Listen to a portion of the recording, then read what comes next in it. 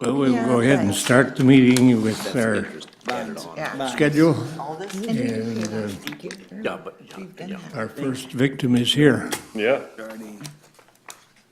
Good morning, Nick Strood, HR Director for Pennington County. Thank you for having me today. I'll try to explain this or answer any questions that you might have. One of the things if you remember last year, we treated 2016 as what I'm calling my office building year.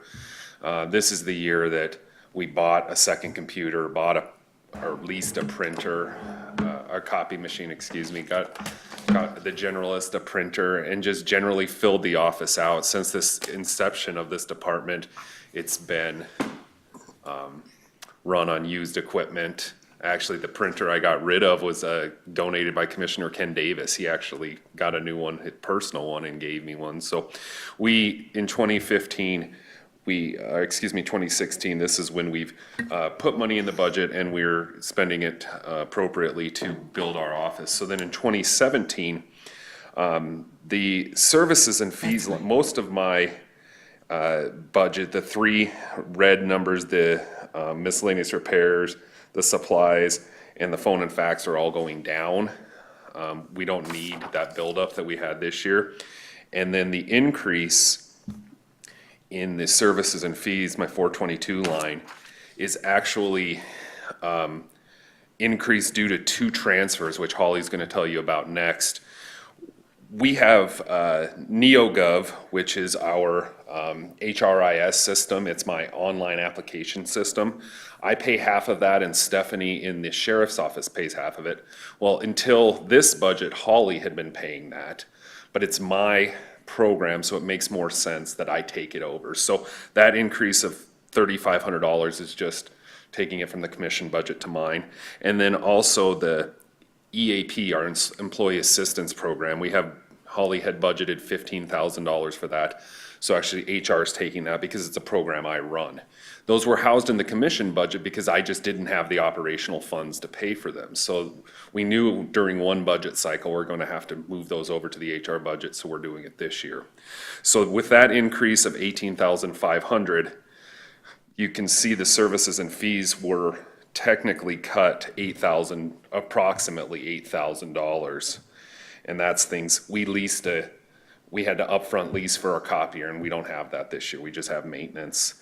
We cut software. We don't need to buy any new computers next year. So a lot of those 422 lines, even though it went up $10,000, counting the two transfers that I'm taking from commission, which was $18,000, it actually went down $8,000. So other than that, everything else kept the same or thereabouts, and so pretty simple. So if you have any questions, I'll definitely try to answer them. Any questions for Nick? Is there a chance you could handle some of the other budgets in terms of explaining? I could try. I have a feeling mine's the easiest. I don't have no revenues to speak of. One of the things we're really excited about this year is we've implemented a training program. We've already had a couple of those. We had one in this room. It went really well. It was a customer service training.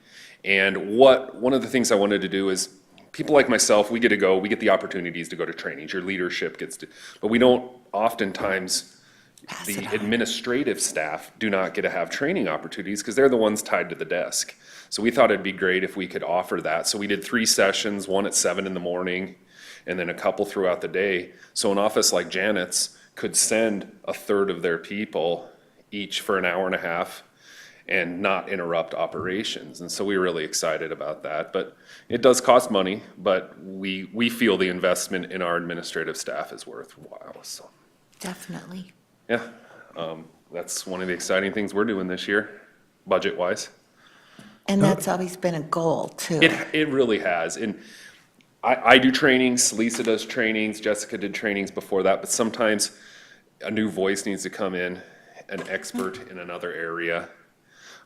One of the things, again, this is budget related, we're always going to do the Pennington County trainings, the onboarding trainings, workers' comp, FMLA.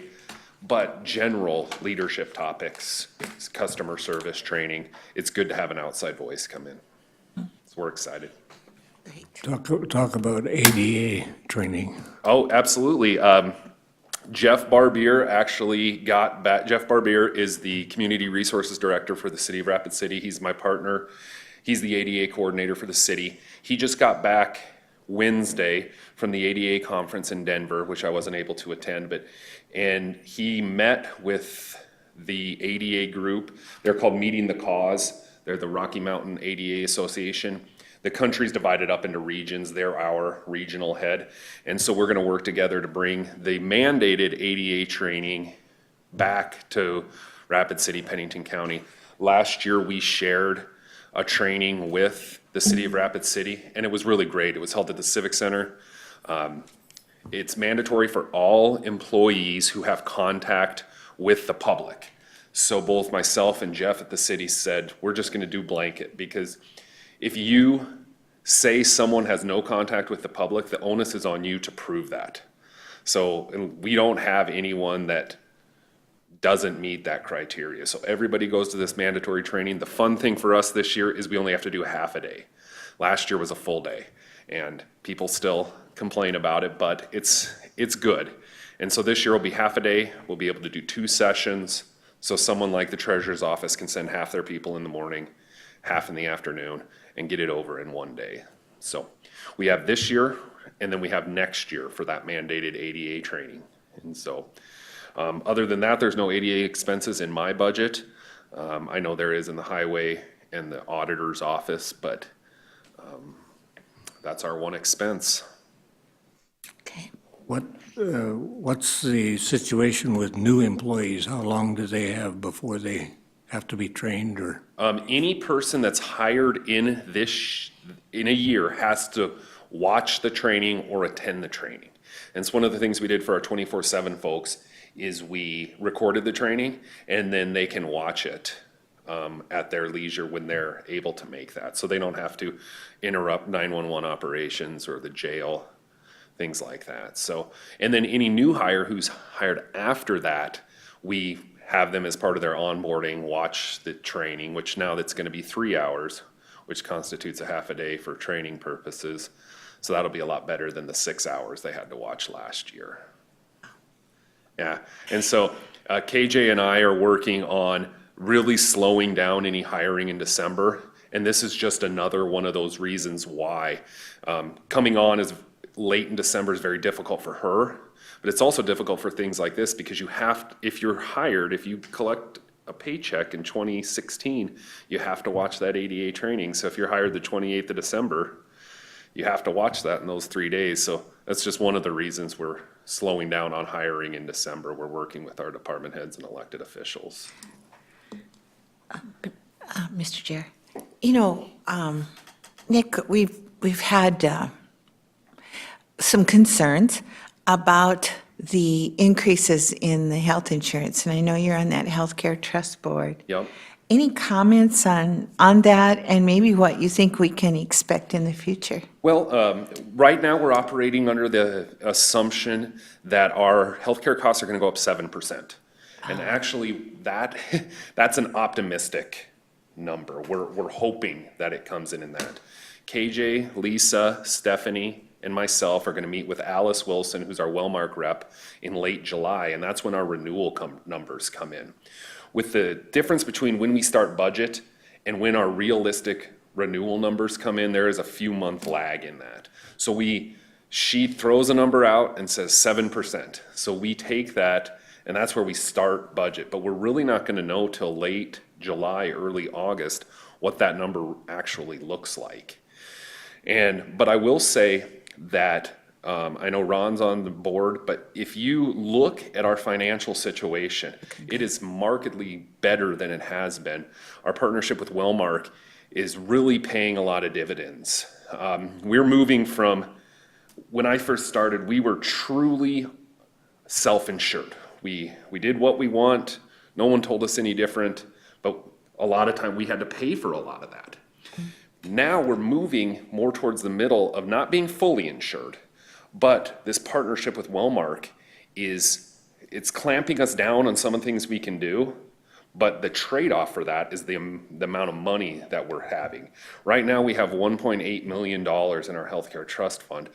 We finished 2011 or 2012, and I'm sorry, we finished with $77,000. I remember that. So, I mean, for a fund that big, that's basically broke. We finished almost broke that year. So to have $1.8 million with a goal of $2.5 million, we're in a lot better situation than we were.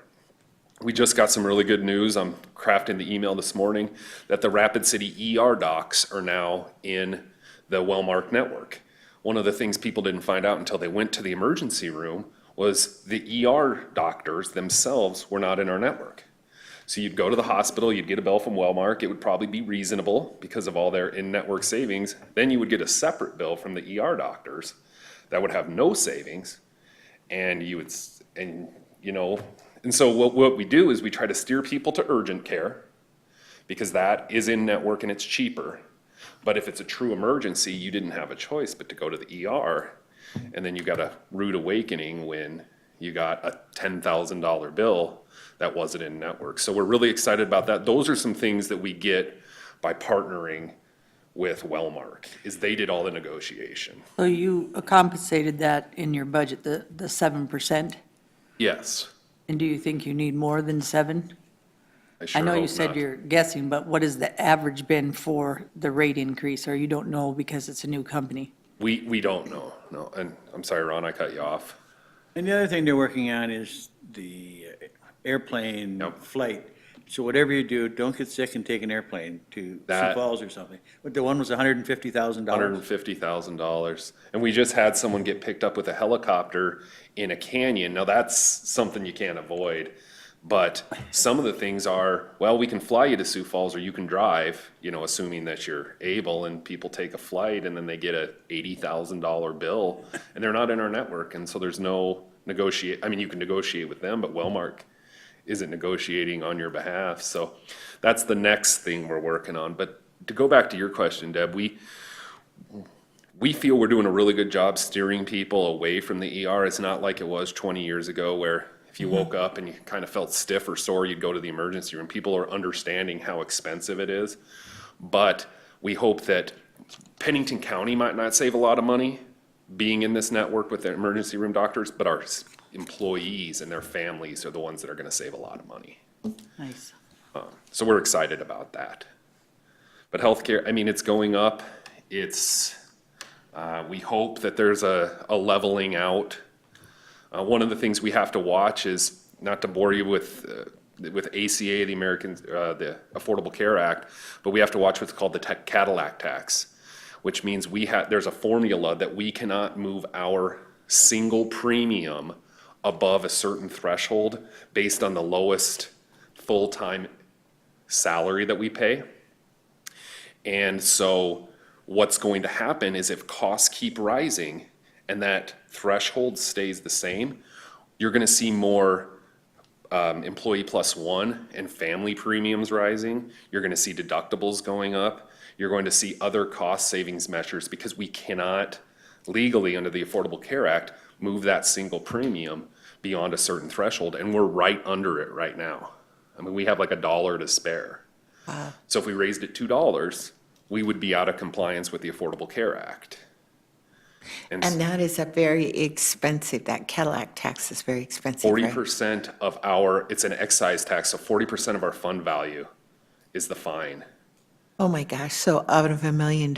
Something like that, yeah. Holy cow. They put the fines out there to where it's not worth it. So we keep the employee premium the same, but if we have to find money somewhere, it's gonna go in our family premiums. We don't wanna do that, but, our hands are tied, so we work. Nancy Pelosi should have read this act before she voted for it. I know.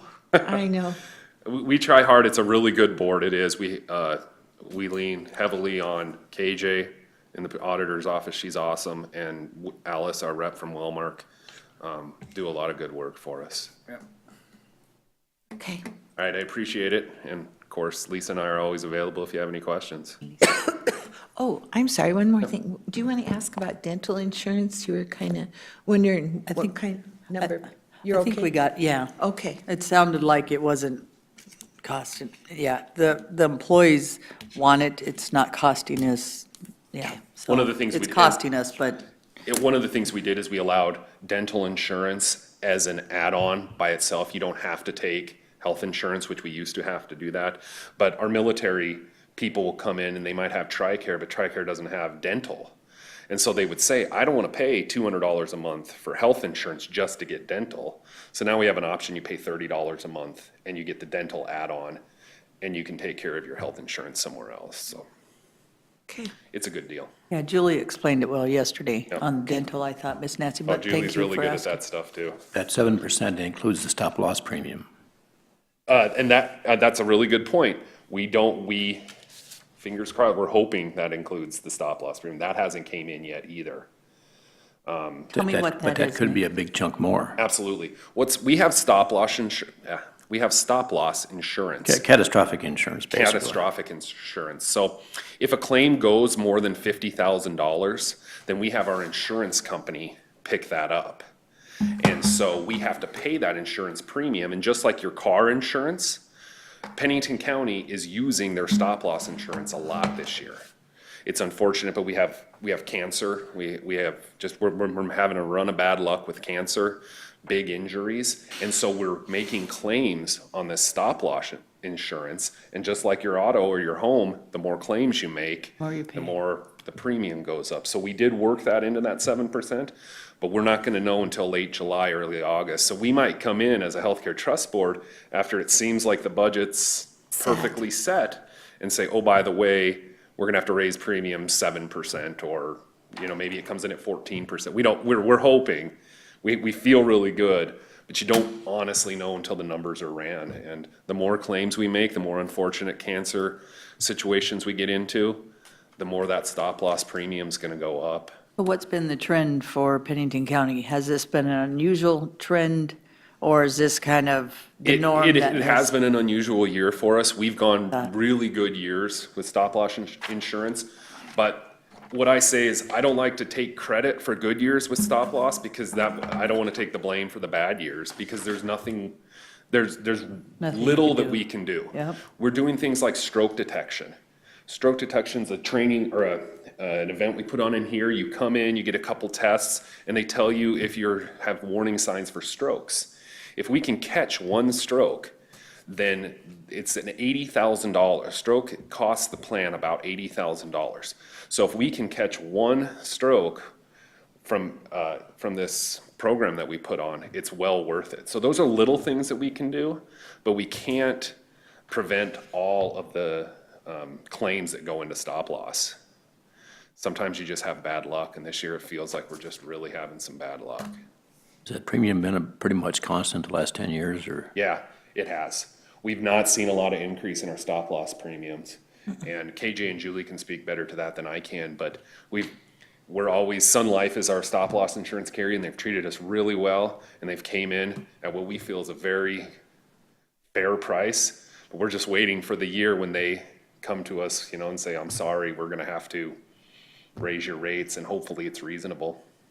Because we do shop that around, but we've built Wellmark is always looking for our stop loss business, but Sun Life has been treating us really well for years, and so we'll stick with them. But one year, we're afraid that they're gonna come in and they're not gonna be able to keep insuring us at the rate they're at, because we keep making claims. Well, to me, that's really a good approach. Yeah. And I guess I would keep them separate as much as possible to avoid the tendency to, play with the numbers. Yeah. I'll just leave it at I that. understand where you're going, and we like to keep it as separate as possible too. Keep our identity. The more we go with Wellmark, the more we feel like a fully insured program.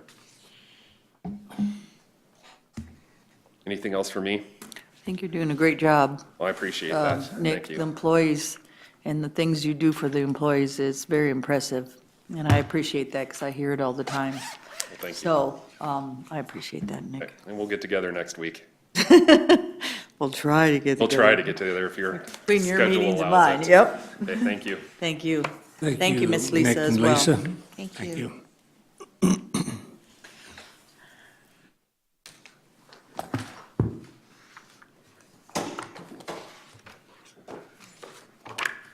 Next, just kidding.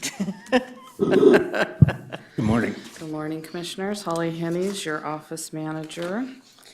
What you have in front of you is the commission budget. First line right on there is the increase in salaries that was not previously budgeted for, but will catch up with what has been actually approved. Earlier, I distributed the 2016 survey of county commission salaries in front of you. I thought that was pretty important for you guys to see where you rank among other South Dakota counties on some hard factual numbers. Are these all 66 counties? Yes, ma'am. And we get, You're third to last in the state when it comes to dollars per constituent at a level of 18,000 a year and rank seventh. our population's 100,948, road miles 1,772.01, salary 18,000, and we get And per you- constituent 18 cents. Correct. Correct.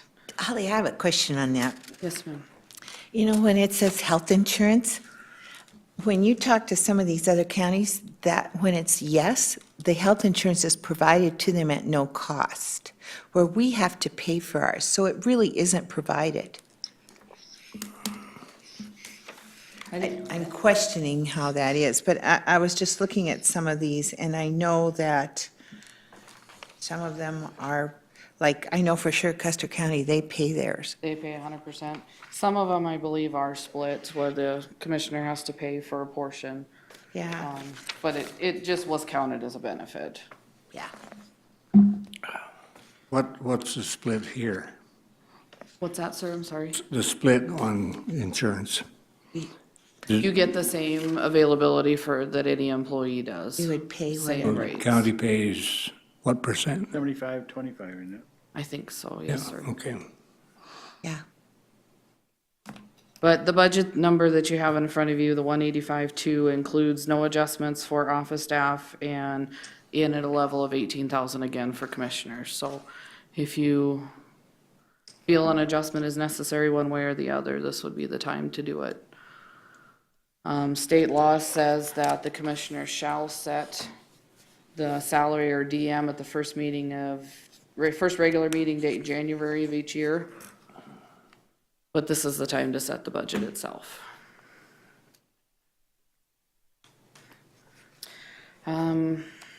Moving on, group insurance, we had two significant changes in our office. Jessica left, Andy came on and brought a family. I've been here a long time, never took insurance, had a change in my family, and now my family's on. So that was two significant changes right there. Then moving down into operations, you can see the decrease in the professional services and fees, and that's referencing what Nick talked to you just about, a little bit about ago. The difference in that is that I've consistently been under budgeted for our DLA audit that we're required to do every year, so I had to increase it to get up to where our bills have consistently been. So that's the difference in that. Other than that, that's pretty much our budget. We're kind of a reactive budget, I guess is how I view it, in that we pay for all the publishing, notices, things like that of other departments. And they did take a 2% increase in publishing costs this year, but I think that we can absorb that just fine, so I didn't do any increases. But I never know how long minutes are gonna be, or how many bid notices we're gonna do, or liquor licenses we're gonna do, so I'm kind of reactive in that portion. So, Are you comfortable with who we're advertising with and? I am, yep. I think we've covered the entire area of Pennington with doing the current and eastern Pennington. Rapid covers 70,000 approximately, and Hill City, we've got the eastern. Native Sun News, I know they've come in the past. I just don't believe that they have the circulation numbers that would make it worth our while. I know Nick's still publishing jobs in That makes Native sense. Sun News. And Jay, or Mark talked yesterday about they're doing some of their ICWA notices in there, so they're picking up. Two other things I did want to mention to the board.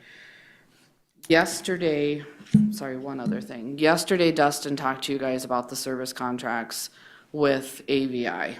I am in the exact same boat with AVI Systems. This room and the technology in it, it was our previous IT director's feeling that, we spend 150 grand on this equipment, it better work. So let's not spend another $8,000 to $10,000 a year to keep it updated. Right or wrong or indifferent, we did not purchase that service contract.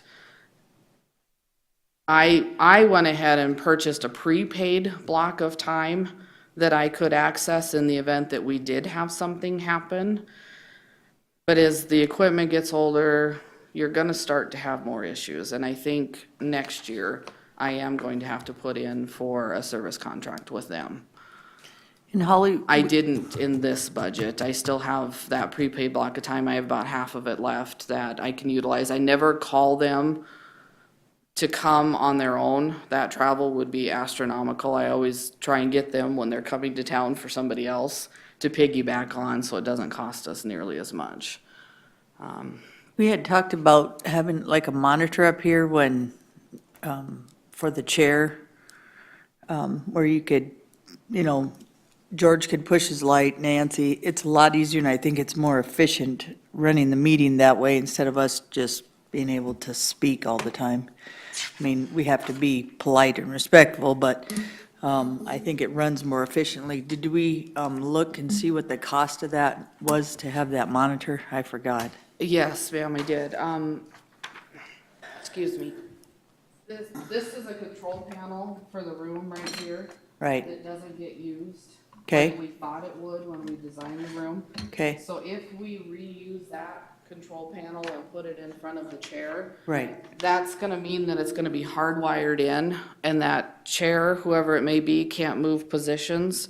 okay, That's $9,000. To install that system, we have to rewire the microphones and something in the audio rack. Okay. For the speaker control system. And what that basically is the chairman has the ability to control the room and control the mics. If somebody wants to speak, they have to push a button on their microphone and then it cues them.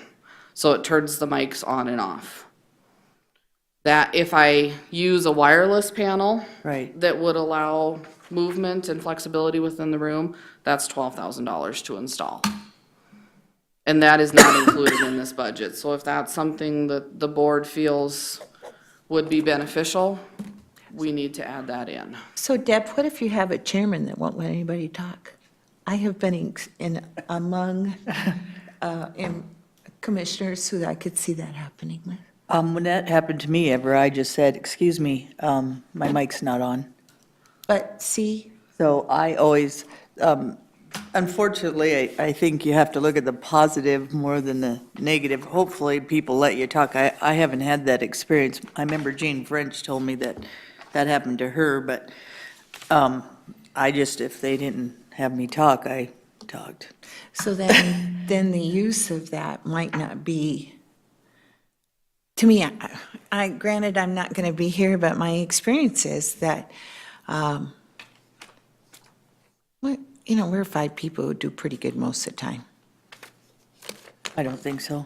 I think it runs a very efficient meeting, Miss Nancy, just from experience from here to the city, 6 years in the city. But how many people do you have talking down there? What do you mean, how many people? How many are up there on the dais? We have 10. Yeah, And twice plus as the many. mayor, but even then, I see more chaos here than I do there. Because, Didn't used to be, but there is now. and I you can't agree. just start talking because your mic's not on, and we interrupt people, and, hey, I'm good for that too, because then you know how I work, so I think it keeps people online, but I would like us to at least think about putting that in our budget this year. We're going to have a new dynamic. You're going to get rid of me, so maybe it'll work better. No. You explored You still got shock me. collars? Have I explored shock collars? Cost of shock collars? I like that idea. Wow, that could be interesting. I mean, it might be simpler. A lot of people wouldn't be talking very, at all, because it'd be like, they'd be hardwired in, all right. Muzzles might even be better. I just think that because we're such a small group, and my experience has been in working with past commissions, that if there were certain people in charge, they didn't let you speak, whether you had that system or not. So I would say, I don't know. One thought I had with that is if we did the wireless panel, and absolutely no disrespect to anybody here, but our commissioners are typically older and retired and not necessarily technology savvy. Yeah, So if that would make sense to maybe put that control panel at a clerk's position and have the clerk control the speaking aspect of it while the chair is focusing on everything else that they have to do. Just a thought. Completely up to you guys. Well, I'd just like to see us put it in there, and then if we take it out because people don't want it, that's fine. but we've spent that money. What? But that's quite a bit of money to spend, to see if we like it. Can we do some kind of trial run? I don't think so because of the wiring. Yeah. Okay. So, Okay. any other questions for me? Any direction on changing anything, adding anything? What are your wishes? Do a great job. Looks good. Yeah. Thanks, Holly, for all you do. Okay.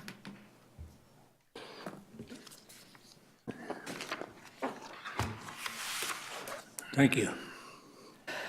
Nobody caught that I scheduled Shannon and I to go at the exact same time on the schedule until I just caught it right now.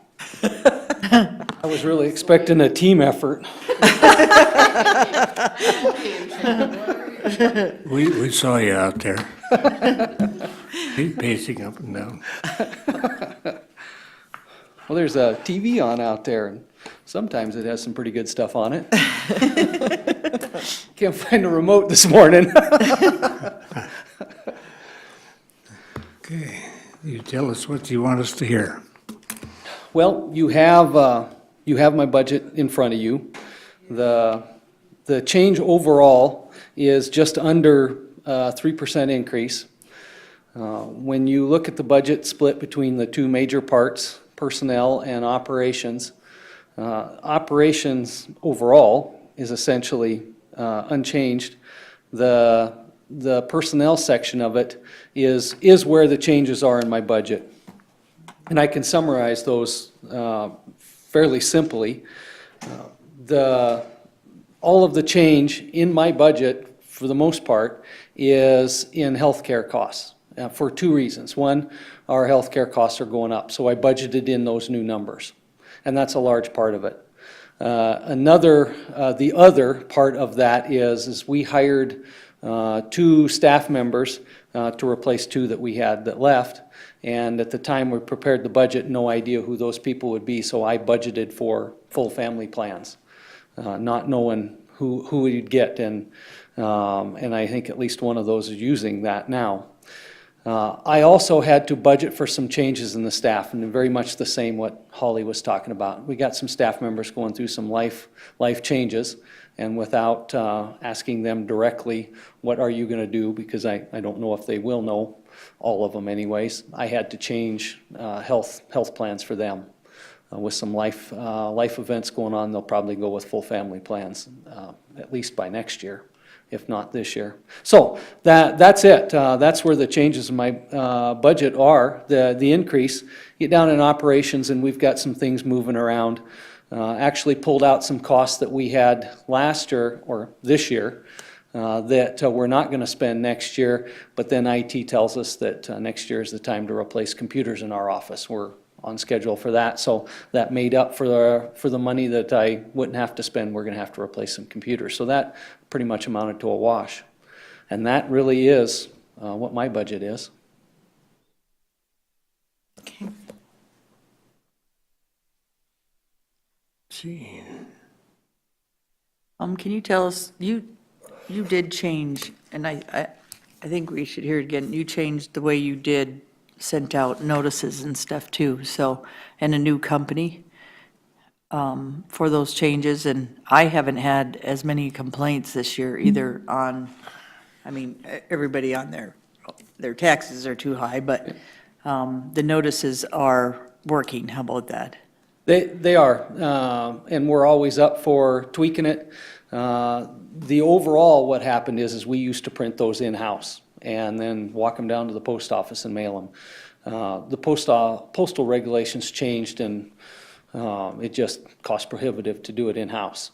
So we went to an outside company that we email a file and they print and mail them for us. And they can do it cheaper than we can do it here because they deal with the post office. We've been doing that for a couple of years. We can always change the format of the assessment notice as long as we have the stuff the state the law requires us to put on it. And we're always up for tweaking that. It had in the past cost us every time we changed it because Wells Fargo is the company that prints and mails them for us. And once we created that, okay, we will print and mail them for you at this cost as long as it looks like this. You make a change, it's going to cost money. We spent about $10,000 last year to do whatever. Our IT department works with Wells Fargo, but now we can make changes to a lot of that assessment notice every year if we want, and it doesn't cost us any more money. Nice. And I knew that was the wish of the board to, if we needed to change some stuff on there to make it more constituent friendly, we were going to, and sounds like, yeah, you did that, Shannon, which I appreciate. Well, now we can make changes without it costing us, and we did actually make changes this year, and when we get closer to the end of the year, we will start looking at it again. We got some people that called us with some criticisms. They were mostly silly little things. A big improvement this year is the lettering was bigger and you could read it. Yep. That was a big deal. And at the end of the year, we'll go back again and visit it again. Do we need to move a phrase around? Do we need to reword something? Well, that's why I said I heard a lot of good things. I play with a lot of bingo people, and that's what they said, they could actually read it, Good, so. good. you said something about bigger lettering. Yeah, Could you print the budget books? That's really true. I was going to say that when I looked at you. You were tapping on your book, and I thought, he's going to say it. if you will increase my budget for the cost that it would take to do that. I've just heard some muttering here about the numbers. They are small. We have an advantage in our office, and it's Luann. She has a 4-foot wide printer, and when the lettering gets too small, we ask her to print it. I see. Write that name down. She has a new description, job description. And she has printed spreadsheets for us on big pieces of paper. Now, her job is to print maps for us, and we have maps in our office that are the size of a wall, so we can read them. Nice. If I ever need something bigger, I'm going to Luann. So what's the plan for this year? How many neighborhoods? So are you fully staffed now? Or next year, I guess? We are fully staffed. We replaced 2 that we lost. So we were fully staffed going into the year, and we are now. We've replaced those. I can't tell you how many neighborhoods. I don't know. We got a list of them. They're out working on them right now and have been for over a month. I can tell you that the number of parcels that we look at as for reappraisal, we look at properties for a variety of reasons. Somebody calls us and asks us to an appeal. We always go out and look at them, but just for the reappraisal, house by house by house, we have increased the numbers of properties we are looking at. Most of you should be well aware that 10 years ago, we were looking at so few properties every year. We had properties that hadn't been looked at in 20 years. 10 years later, we still got properties that are nearing 30 years. Last year, we looked at enough properties for the reappraisal that we will finish the entire county in 7 years. And our plan is to look at more properties this year than we did last year. We have to, because I'd like to get all of the property and maintain this, all of the properties looked at in 7 years or less. I would like to say I'm at your house every 5 or 6 or 7 years. Don't be in a hurry. So When it says the reappraisal change was 243 million, that's the figure, I mean, is that pretty accurate yeah, yeah, about what the reappraisal was? yep. And you might be looking at taxable value, though. The actual assessed value changed more than that. Where are you looking at? Yeah, I think you're That's right, good. it's taxable value. Yeah, when you're looking at budgets, it's taxable value. So the actual assessed value changed more. Now, that doesn't, That was more than the growth, is that usually the case? yes. Reappraisal is not the change, not only the change because we went out and looked at your house this year, because we reappraise all of the properties every year, we have to adjust them for the market. So even if we didn't look at a house, the market still changed, we still have to change the value. Our growth numbers have been running at about 3% or a little bit less. I think we're around 2.5% this year for growth, which is good growth. We don't want a boom that's going to crash someday, and we want some growth. Pennington County is usually running between 2.5%, 3%. Well, it's fairly easy for our 289, and I suppose that's 15. what's that? It says 280, what It's Julie has 16. is 2.89 in 15, so you're right. Okay. 16. Now, our real estate market can change, more than 3% in a year, and we have to adjust it. And maybe we were 1% lower than we want to be last year, so our market went up. The general real estate market went up 3%, so we raised 4 because we were 1% low or something. So it's fairly easy to change reappraisal more than growth. Growth is just new properties added to the tax roll. Our growth is good. I've said this before, it is good in Pennington County. You don't want to be in a situation where there's very little growth. That gives you very little flexibility in your budget. And we don't want to live in a county that isn't growing. But we also don't. Obviously, that's all taxable property. I mean, you go out 16 south of town, and there's a lot of new building going on there, but we can't tax any of it, Yeah. so it doesn't do us any good. That growth you're looking at is absolutely only taxable property. That's new property added to the tax roll. So any church, business, anything like that, not included. And specifically excludes TIF property. The property that's a new building, a new commercial property added in a TIF district is not growth until the TIF district is Paid off. expired. Yeah, So that's that right. 2 So it point- becomes growth, but it's delayed. So the growth that we have for the budget is growth less the TIF. Yes, unless there was a TIF Paid off. that expired, and then that growth comes on. And the argument is always, well, you get the growth. There's- I know there's- they don't believe me when I tell them. There's a phrase, sometimes it's one word and sometimes it's 2 words, and the first part is bull. In the profession of equalizers and equalization and so on, is there any long-term discussion about the categories for tax exempt property? There's been discussion at the state legislature, not so much in the assessor world because we follow what the state law says.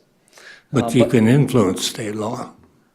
Yeah, we'd like to try to, but there has been discussion at the legislative level. It's been a few years since it's been an issue. You go back 5 or 6 years ago, there was a lot of discussion, and it primarily centered around the healthcare facilities, not hospitals. What did you work for, Nancy? West Hills Village. Was that exempt? Yes. Okay, those kinds of properties like that, and we have some, that is one of the big ones here. Sioux Falls has some major ones, and there was a lot of discussion several years ago about that. I don't, outside of South Dakota, there have been several challenges of hospitals that are exempt, and whether they're actually a nonprofit hospital or not. There have been some serious challenges to that. In South Dakota, the last time we talked about it, it was for those healthcare facilities like West Hills. People stay away from the churches, not so much on charities. I haven't ever been a part of any argument over a church, a charity, or benevolent organization. I think, me personally, I think as we go into the future, it will become an issue, but I don't know when. The assessors who deal with this on a daily basis talk amongst ourselves, and you got to wonder if at some point a church, a benevolent organization or something won't be asked to pay a certain part of the levy that might represent fire and water or something like that, and exempt from a larger part. As we get more and more very valuable property exempt from taxes, you got to wonder if something's going to change. But I'm not aware of anything now. Okay, thank you. You know, we complain about the US government taking property all the time, and we lose taxes. And I see West Hills is going to buy some more property that's on the tax rolls and take it off. And they've got, and they've done that a lot. I haven't kept real track of it, but, I mean, it's a huge area in recent 2 years. Place. And there's been some significant growth of that here in Rapid. Going back 10 or 15 years ago, there wasn't much for those. We've got several of those that have been constructed Yeah, and are operating. And it is a big industry. As the population ages and starts using those places, there becomes more of them. There's just no doubt in my mind at all that if these places want fire protection and police protection, they better be paying for it. And a lot of emergency calls. And a lot of, yeah. But, yeah, I understand why they don't want to pay school taxes, fine, but they want all the protections everyone else has, and deservedly so, but they got to pay for them. And if you want to affect a change in that, it's at the legislative level. And then what happens is the legislature then asks the Department of Revenue to ask us to provide them with the value of all of the exempt property in the county. And then there's this what-if scenario. If we made a change, how much taxes would result in it? And that's what we wind up doing. Well, we're gonna have to have some legislators sometime that have some nerve. I should have said another word, but just because it takes nerve to propose that stuff. Every year that I've been at the legislature, and I usually am there most years for something, every year there is somebody else asking for an exemption from either property or sales tax for some reason. Well, they did a big survey on sales tax a couple years ago, and they were gonna check into all the exemptions, and I think they got rid of one of them out of 100 or something. So that's worthless to have them do that. Yeah, and I remember that, and I don't remember what it was. It was like boat sales or something silly. Any other questions for Shannon? All right, well, thank you. Thank you. Thank you. Oh, what did I do with this? Mr. Chair, Yes. there's several extension people out there, I think. There's one in here too. Yeah. Oh, yeah. I didn't even see you walk in. I'm sorry. And since Tom's is pretty long, would Tom mind if we move the extension by? Patty is here. I saw her walk in. Yeah, that's why it caught my eye. Let's see what Holly's got Yeah, Patty's right lined back up there. here. We Matt's gonna be conferenced in. We told everybody 10 o'clock because we were running early. So if you guys wanna go early, we can. If you need a couple minute break to get them set up. I need a minute to call Matt and get him on conference. Okay. okay, you do whatever whatever fits what the just- arrangements that you have. What do you want to do, Holly? And No difference to me. If Tom has time to wait, we can get Tom a pillow and Make it short. Oh, you can? yeah, All you right. can make it short. I don't know that the questions are gonna be short. I know. Yeah, because I do have quite a few. Good. Always, you know. I know. It's my Do you job. have stuff going today that, This. You did say in conclusion, right? Yeah. Let's do Tom after is that okay, Tom? After the extension? okay, let me Okay. get Matt. I don't think they'll be very. You're right. What are we doing, taking extension? Extension first, yeah. Since they're Rid of pretty the much Rugrats? I Cute don't, little I just red hate to have them out there for an hour.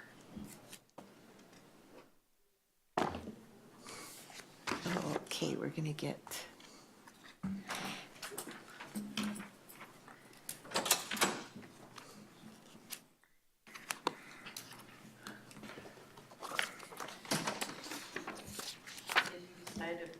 Yeah, I think we're gonna do that.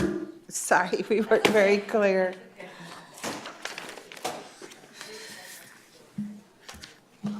It's just having kids out there for an hour isn't worth it. Oh, we got you all day then. That'd be good. Got my mouth shut. Could take that long. Yep, good, Dick. You could be a long meeting.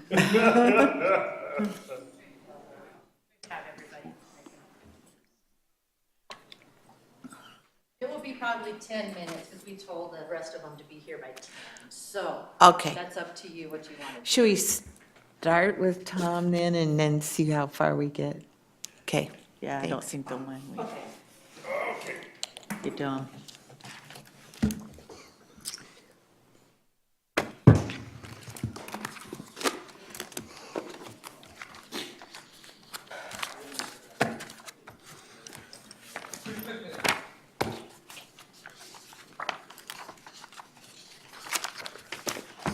Well, I guess my question is, you want me to start with something, or? I've done this once before, remember? can you just give us an overview in general, or is it? I can. Basically, I'll say the state of our roads and bridges in this county are not bad. We have bridges that have deteriorated and are deteriorating. We're trying to get caught up on them. Our roads, the gravel roads, we have caught up on a lot of those. We were behind on graveling our roads. This year, we have gained. We still got a ways to go. We figured, coming into the year, we were about 80 miles behind. We've tried to re-gravel our roads every 8 years, put 2 inches of gravel on. We figured coming into this year, we were over 80 miles behind on our schedule. We are now at about 40 miles behind, so we've gained. We're gonna end the year about that. We have 800 and how many miles total, Of gravel, we have 500 miles and 300, and 337 asphalt. thank you. The asphalt roads are a combination of asphalt mats and blotter roads. We're about 30% of our roads are blotter, which is basically you do a chip seal over the gravel or what we like to do is put down recycled asphalt, pack the heck out of it and put a chip seal over it. You do that about 3 times and you've got an asphalt top about 3/4 of an inch thick. And if you've done the base correctly, it'll hold up. It's not made for, say, a feed lot, because you can't handle the big heavy trucks the same way as a 2 or 3 or 4 inch mat. So Tom, is the 900,000 for the shop, is that coming out of your budget or is that coming out of, 900,000 for what? I'm sorry. you have a $900,000 increase for your shop costs? Is that coming out of buildings and grounds bond or is it? It's not an increase, it's a decrease. It's a decrease. Oh, We had $1 million this year on it. We were gonna pull out of our reserves to put towards a new shop.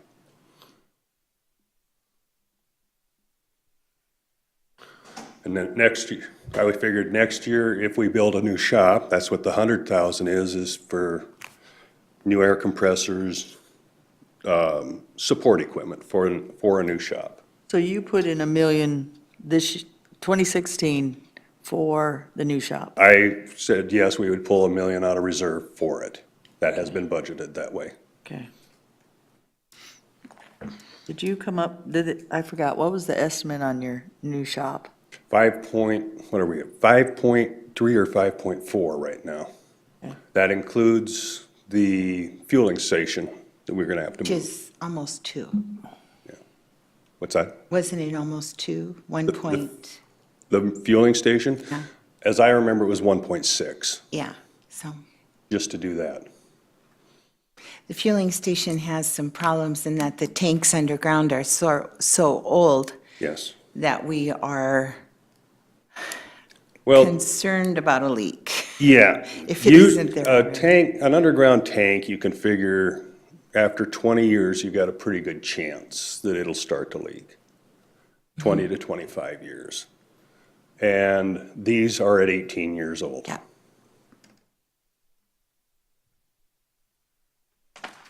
The new shop, we've been talking a lot about that, and we're talking with an architect right now, getting things kind of ironed out. So, I don't know. Back to the tanks, so the new tank's still metal. You know, we haven't talked completely about that.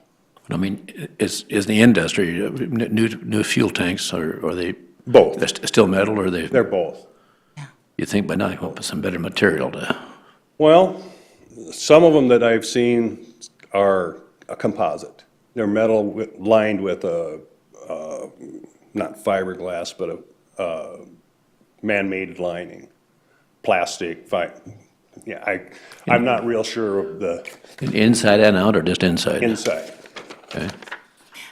I looked at, I've been watching the ones down here on the corner where McKee Ford was. They're putting those Yeah. in today. Yeah, those are all man-made materials. Yeah. Yeah, it seemed like, But and they I- did it at another location out in the valley. Well, the ones up at Holiday, up by the strip mall, up by the interstate, I noticed those were a composite system. Both metal and man-made fiber. Probably a fiberglass lining and stuff, but I didn't study them, so I can't say for sure. But I noticed that those were a composite system. So, do I start my questions, or? You can, I may as well. So I'm curious, earlier in our conversation in the hearings, thing I was wondering about was the effect of road districts. Are we receiving, it seems like over the years we've received requests for us to go in and save the road districts. Are we still receiving a lot of that? We're not receiving as many as we used to, Okay. because they know what the answer is. Yeah, we just can't help them. We can't help them. They're their own tax, they're their own system, so we're getting less and less requests. For the most part, they were never on the county system anyway, No, that those were internal streets, yeah, those are all. or private driveways, basically. We basically treat them like private roads. Yes, we don't work on them. And it's tax avoidance. It is, you're We right. still do a lot of 7-mile driveways and 3-mile driveways and call them county roads. Why? I know You'd be that's a surprised. concern of Commissioner Hadcock's. Are we going, I mean, we now have given you 2.5 million less again. So what is not going to happen? I guess I think that's a discussion we need to take some responsibility for. What is not going to happen, I am not going to shirk my maintenance, because that is how I can save the roads that are good now, by maintaining them. Because it's more expensive if you don't. It's more expensive to rebuild a road. Maintenance includes graveling every 8 years on a gravel road. On paved roads, crack sealing every 4 years, chip sealing every 6 to 8 years. If it's a blotter, we like to do them every 6. If it's a mat, we like to do them every 8. That keeps the moisture out from under the road. Moisture is the demon that kills our roads. Yep. You get the sub-base soft, the road goes to pieces. So we're doing everything we can to keep the moisture out from under the road. And that crack sealing is not expensive, but if you look on my budget for crack sealing, well, this is different. I have adjusted my budget already after Tuesday. I did some looking at my budget and said, okay, what am I gonna have to adjust? I cut the crack sealing a little, the chip sealing a little, cut a few projects. Because if we're not gonna get the money, the 2 million that I requested to get back, well, I gotta make adjustments. So do we have the list of the projects you're cutting? I have the list here of the ones I have yet. I mean, I guess it would be nice if couple if they're in overlays, people's couple districts overlays are and stuff. going, one bridge is going, getting delayed, because they eventually have to be done. It's just a matter of what When? year. Some of the crack sealing and chip sealing, I couldn't tell you which ones are gonna get cut because we haven't decided. Well, here's my thoughts on that, and I may be way off base. I don't want to see the list. The minute we see the list and start changing them, it becomes a political problem and a political decision.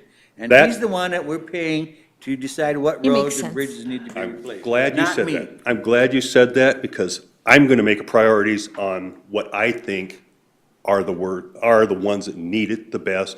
Well, where we can spend the money and get the best bang for our buck. If you want to see the list, fine, but I don't want to mess with it. I don't want to mess with it, but I think if you have constituents and based on, they think it's 2016 and it's not going to be 2018, I think that's only a positive. And to change it, I don't think you, and I agree with you. I'm gonna say, this list, you've seen it, I've seen it. It hasn't been out in the public yet. We have to decide what we're doing. I guess I didn't see the cuts because I thought you were still working on the cuts, you said. Oh, I'm still working on, I got it down to where I think it's doable. Well, that's what I'm saying, Tom, is But- that it's nice to see if it's in your district, to tell people, it's not 2016, it's 2018. I don't have a problem saying that, because, again, we're 2 million Yeah. that we didn't get for roads and bridges, so. To say that it's going to be 2018 instead of 2017, I can't do that yet. Now that I know that it's not going to happen, I'm gonna have to sit down, readjust my 5-year plan. I'm going to have to write a new one. Here's the only question I have for you. Your request for 2017 is 11,900,000. Your income for 2017 is 9,500,000. So you're short about $2.3 million. What are you gonna do? Take it out somewhere? I'm, on what? I'm sorry. You lost me on this. I'm Your sorry. expenses are 11.9 million. That's what you're requesting in your budget. You look at the revenues and it's 9.5 million. That included 500,000 out of my reserves and the 2 million additional that I was requesting. Okay, so so since you're not gonna get the 2 million, Yeah? 500 short. your budget is gonna have to go down a couple million. Yes. Okay, so you haven't revised that yet. Well, we just did this on Tuesday, I imagine. I have it here. Actually, I was working on that before I came to this meeting. I guess that's my point on It's, what we it's, need to see. it's something that I have to prioritize and get figured out. Yeah. When do you think that would be prioritized? Well, actually, we have till September, don't we? Yeah, but I guess I'm that's why I'm working on it. asking. Well, I'm my working on point is, to try to answer those questions today might be no, unfair to you. Well, I don't mean he has to say, this is my priority right now, but it would be nice to have those. I know he's not gonna go through the list with us right now and do that. That's common sense. No, I'm just saying that I'm working on it already. We've been working on it. Let me ask Wayne more, Herring and I have been working on it for 2 let me ask days. a more generic question, like, how much did we save this winter on snow and ice? Well, our fuel consumption is about 30% of down about 30%. And that's the big one. We saved some overtime, Saved a little overtime. and we yeah. damn sure saved wear and tear on the machinery. And that's, You still work. You still do things. But yeah, we saved some. I couldn't give a dollar. But I would say we probably saved, I can't say. like $250,000 easy. Oh, yeah. I would When you say at consider least a machine, wear and tear on the quarter to machines. $500,000 would Okay. probably be a good guess. But it's just a guess, George. So there was some savings there, Yeah, there was some saving. Mother Nature helped us out that way. but big time, and next year it could be the other way around. Yep, next year, I mean, starting in September, it could eat it all up. That's what I was saying, it's a kind of like a what if. I got a question, I should probably know, but Yes. when we raised the gas tax and the license plate fees a couple years ago, what'd that add to your budget? It added about $700,000. Okay, so when we say we're taking 2 million away, we really are not taking 2 million away. 'Cause You're you got an taking extra about 700,000, You're taking about 130 to 100, or not 1,300,000. 1.3 to 1.4, somewhere in there. So Yeah, where did those fees go into? Did roads and bridges, where did the 700 go in your budget? Where did you put it in your budget at? It goes, For I don't know how it came in, I'll be honest. Superintendent's salary. I wish it were. Yes, was it added in? It was added in, Okay. yes. I have noticed a difference, let's put it that way. Okay. Well, in the revenue, like motor V, that 960,000, that's part of it, right? But we are losing 1.6 million to the state because of the highway bill. I can't give you the exact, Whatever. I'm still, I'm million. still, Whatever it is. trying to get that out of here So is, that's additional that we've lost too. Well, and the thing about it is that we can say that our local cities are going after that money, so we kind City. of haven't lost Rapid it. City Over got 3 600,000, projects. didn't they? Yeah, It is. Rapid and- City got 2 or 3 projects out of the big fund. Yeah, so So that's sort of, sort of balances it, yeah, Meade County got 4. yeah. well, that bill was designed for the smaller counties, not for us, I can tell you that. It's, looking at the equations they use for deciding projects, we have an advantage in a lot of it because detour lengths and mail routes and school bus routes, dang near every one of our roads fit those categories. Yeah, And those are all points that add up. but And it like you and I helps- talked about, the most we can get out of that big fund is $4 million every 3 years. That's correct. And so we're paying in more than that. So We we are are- losing money every year, even if we get the maximum from the Yep. state. Yes, we would be. Because we're the second largest county in the state, somebody has to fund it. Okay, I wonder if, Holly, are you in there or out there? She's in there. Should we have Tom take a break and, That I can get Matt on the phone right shortly. I can take a break. You can breathe for a little bit. I think there is we'll coffee in think, the we'll back. think of more questions while, Oh, I figured there's plenty. thank you, Tom. But Roger Road's gonna get, that bridge is gonna get done this. Not this year. So we're gonna have to put some cows in the creek or some logs in the creek before it gets done? I'm just hoping the bridge stays there. And we get But I somebody just- here that wants to talk about Rochford That Road, your so cup? We could, Tom, is that your cup? Oh, yeah, thank you for reminding me.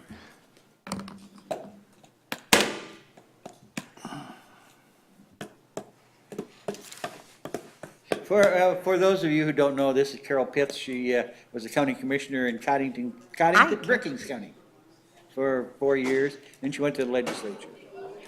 I knew you looked familiar, yeah. She owns a couple properties on Rochford Road. Come on in. I see that another 10 years. Matt, can you hear me? Yes, I can barely hear you. It's like a whisper. System works. Can you hear me? Yep. Real well. Very well.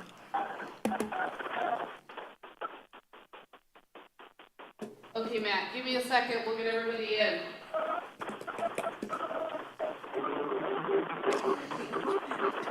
That runs the program. That bridge there, that's for somebody's gonna ignore that. Okay, Matt, you got background music. I'm going to be putting it on mute so you don't hear that.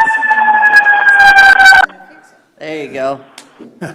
The feds, we need to push the feds. It was, they separated that from the road itself.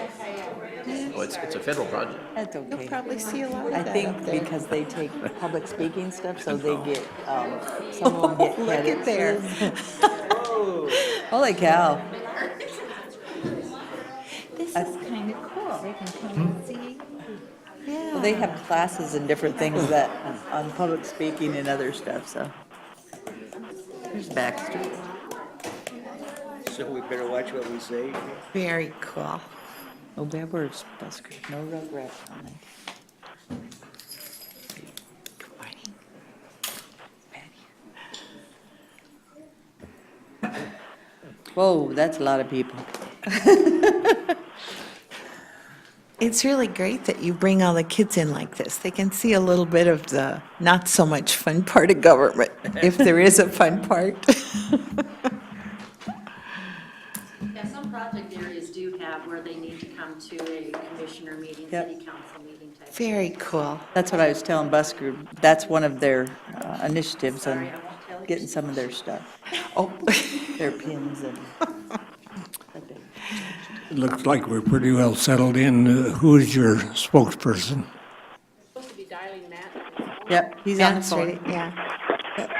Can you hear us, Matt? Yes, sir. You ready to go? Oh, yeah. We are. Turn that down. Yes, we are. All right. Well, good morning, commissioners. My name is Matthew Olson. I'm one of the SDSU Extension 4-H Youth Program Advisors for Pennington County and identified by Pennington County as the Extension Department Head. First, I'd like to thank you for giving us this time today, and secondly, thank Holly and Andy for getting me on the phone today. I apologize for not being there. I'm currently in Washington, D.C. with the South Dakota 4-H delegation to Citizenship Washington Focus, which is a national conference here in our nation's capital, and we have a 4-H member from Pennington County here this week. Her name's Ellie Moon, and she's from Wall. So much like the 4-Hers that are there with you today, she's here in our nation's capital, learning more about our country's history and getting a hands-on experience of how our country works. So for our budget presentation today, first we'll have Patty Bruner, who is our Extension Board President.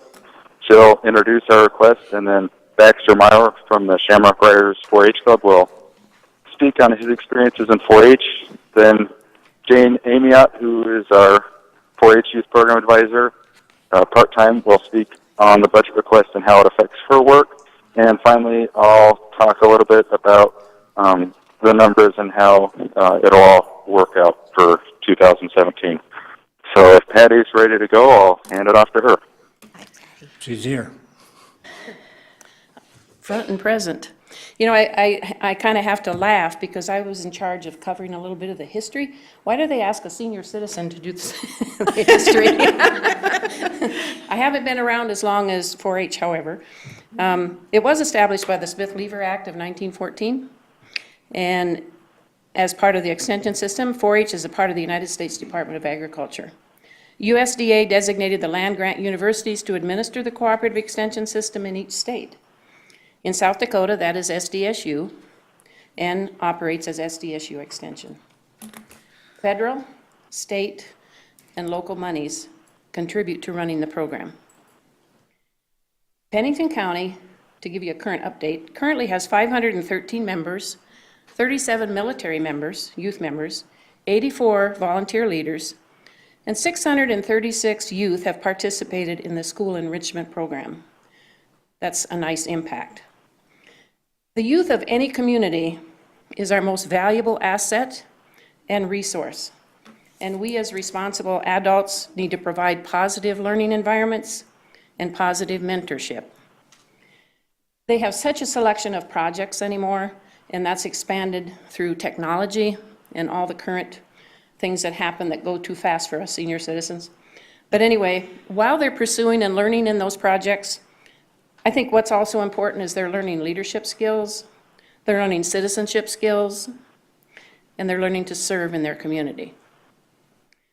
On a personal note, I have seen 4-H through the eyes of being a member for 10 years, for being a parent for 10 years, for being a leader 30 years, and currently on the extension board member, currently on the extension board. And another set of eyes I've seen 4-H through is that of a taxpayer. I pay taxes like everybody else. Our investment in our youth as a preventative is cheaper than spending so much money on rehabilitation and correction programs. Let that sink in a minute. Thank you. Introduce yourself. Hello, my name is Baxter Meyer. I'm 13 years old and go to St. Thomas More Middle School. I'm a fifth-year 4-H'er in the Shamrock Riders 4-H Club, which has been around for 50 years. I'm a third-generation South Dakota 4-H'er and a fifth-generation member of the South Dakota Extension Club. Today I will tell you about 4-H through the 4-H Pledge. The 4-H's are head, heart, health, and hands. I pledge my head to clear thinking. Elected county officials follow parliamentary procedure. So do we in 4-H. We're the future leaders of tomorrow, and we should know how to run a meeting. Even little kids vote, make motions, and discuss issues politely.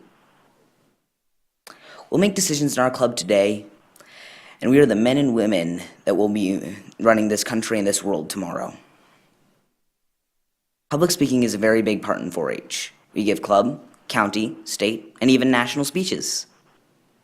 My speaking experience in 4-H has led me to win 6th place in a statewide speaking competition, and my sister and I held team demonstrations first place 2 years in a row. I pledge my heart to greater loyalty. We make our own decisions as a club after considering everyone's input. We learn loyalty to our community through our citizenship projects. Notice all the kids here wearing green shirts. It's not that hard to pick them out. They are asked to attend one public meeting to see how it differs from 4-H. And it doesn't. The only difference is the issues. We use heart through our service projects, such as the Care and Share food drive and laying wreaths in the National Cemetery on cold, frigid, windy days. We are all honored to do so. And cleaning up the Suncatcher's Therapeutic Riding Facility. Heart also means tenacity. That suck it up, sponge lips, you're doing this. Working with animals can be frustrating. End of story. We learn to be patient and stick with it through 4-H. When I was in 4th grade, I broke my wrist and I still decided to do the 4-H rodeo. I pledge my hands to greater service. We live in a high-tech world, and 4-H has kept up with the cutting-edge STEM technology by giving projects such as computer science, engineering, robotics, welding, and rocketry. These things would be even easier if we had Wi-Fi at the 4-H building, which is one of the things that we're asking for. 4-H makes exploring these things less expensive and accessible to everyone. Weekend workshops are only a couple of dollars, and you get to try something new and work with experienced and enthusiastic workers. 4-H teaches us the basics that everyone should know, like consumer decision-making and sewing. Your mom won't be around forever. I pledge my health to better living. We learn to live better through healthy physical activities and by having fun. Sometimes, though, it's not fun. We load thousands of pounds of wood shavings for a club fundraiser in July. 4-H is also healthy because it's co-ed. Yep, ladies.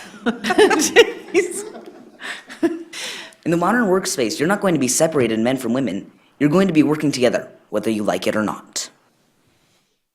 One of the best and healthiest things about 4-H is 4-H camp at Camp Marshall. I go because it's 75% ladies. I meet new kids and old friends every year, and it's the one chance of the year that I get to see these people usually. Another chance that I get to meet new people and see old friends is at the State 4-H Horse Show in Huron. Every year I get to go there and I get to meet people that are new and people that I have been friends with for as long as I've been in 4-H. And it is a blast because I can see them from all across the state. 4-H is also healthy because it's multi-generational. My mother was a 10-year member of our 4-H club, and now she's a leader. She's passing down the values that she learned from her mom, who learned from her mom. These values and traditions are worth spreading. In conclusion, 4-H grows our hard work, persistence, community spirit for our club, our community, our country, and our world. I would really appreciate your continued support for 4-H.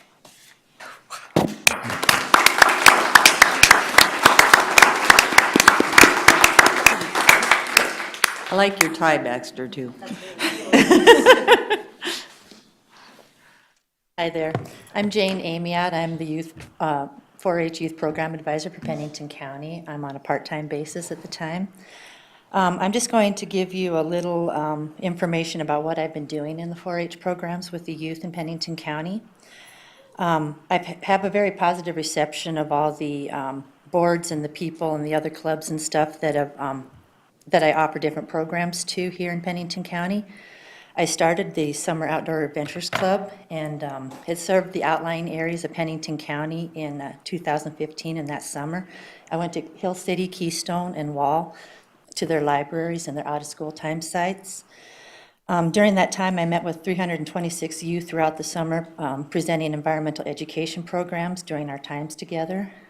The Wall out-of-school time program would walk their kids over to the library for programming there every week. Sometimes there were 20-plus kids in the small library, but we managed just fine. A lot of our programs we just took outside if there wasn't enough room. I combined an education on a topic with fun activities and or games which followed up the program, and then assessed their knowledge of the topic presented at the end of the program. Last summer we had our summer day camp during June. 43 participants came either one day or both. For that, I enlisted the help of Project Learning Tree State Coordinator Tracy Sigstead, BHSU Outdoor Education Program Advisor Dr. Chris McCart, Randy Gaskins from the Wild Turkey Federation South Dakota Chapter, Mark Bodiger from the Isaac Walton League of America in Rapid City, and John Halverson from the Black Hills Raptor Center, and they all helped present programs to the youth that participated there. Many of the parents did comment that their children really enjoyed the camp and were eager to come next year. In the fall, I sent out information to all the teachers in the Rapid City School District, Rapid City Catholic School System, and the Rapid City Christian High School. I told them that I was available to come to their classrooms for school enrichment programs, so I could present those to their students during their regular school time. I scheduled programs on a first-come, first-served basis, and there were some requests that I could not fill, being a part-time person.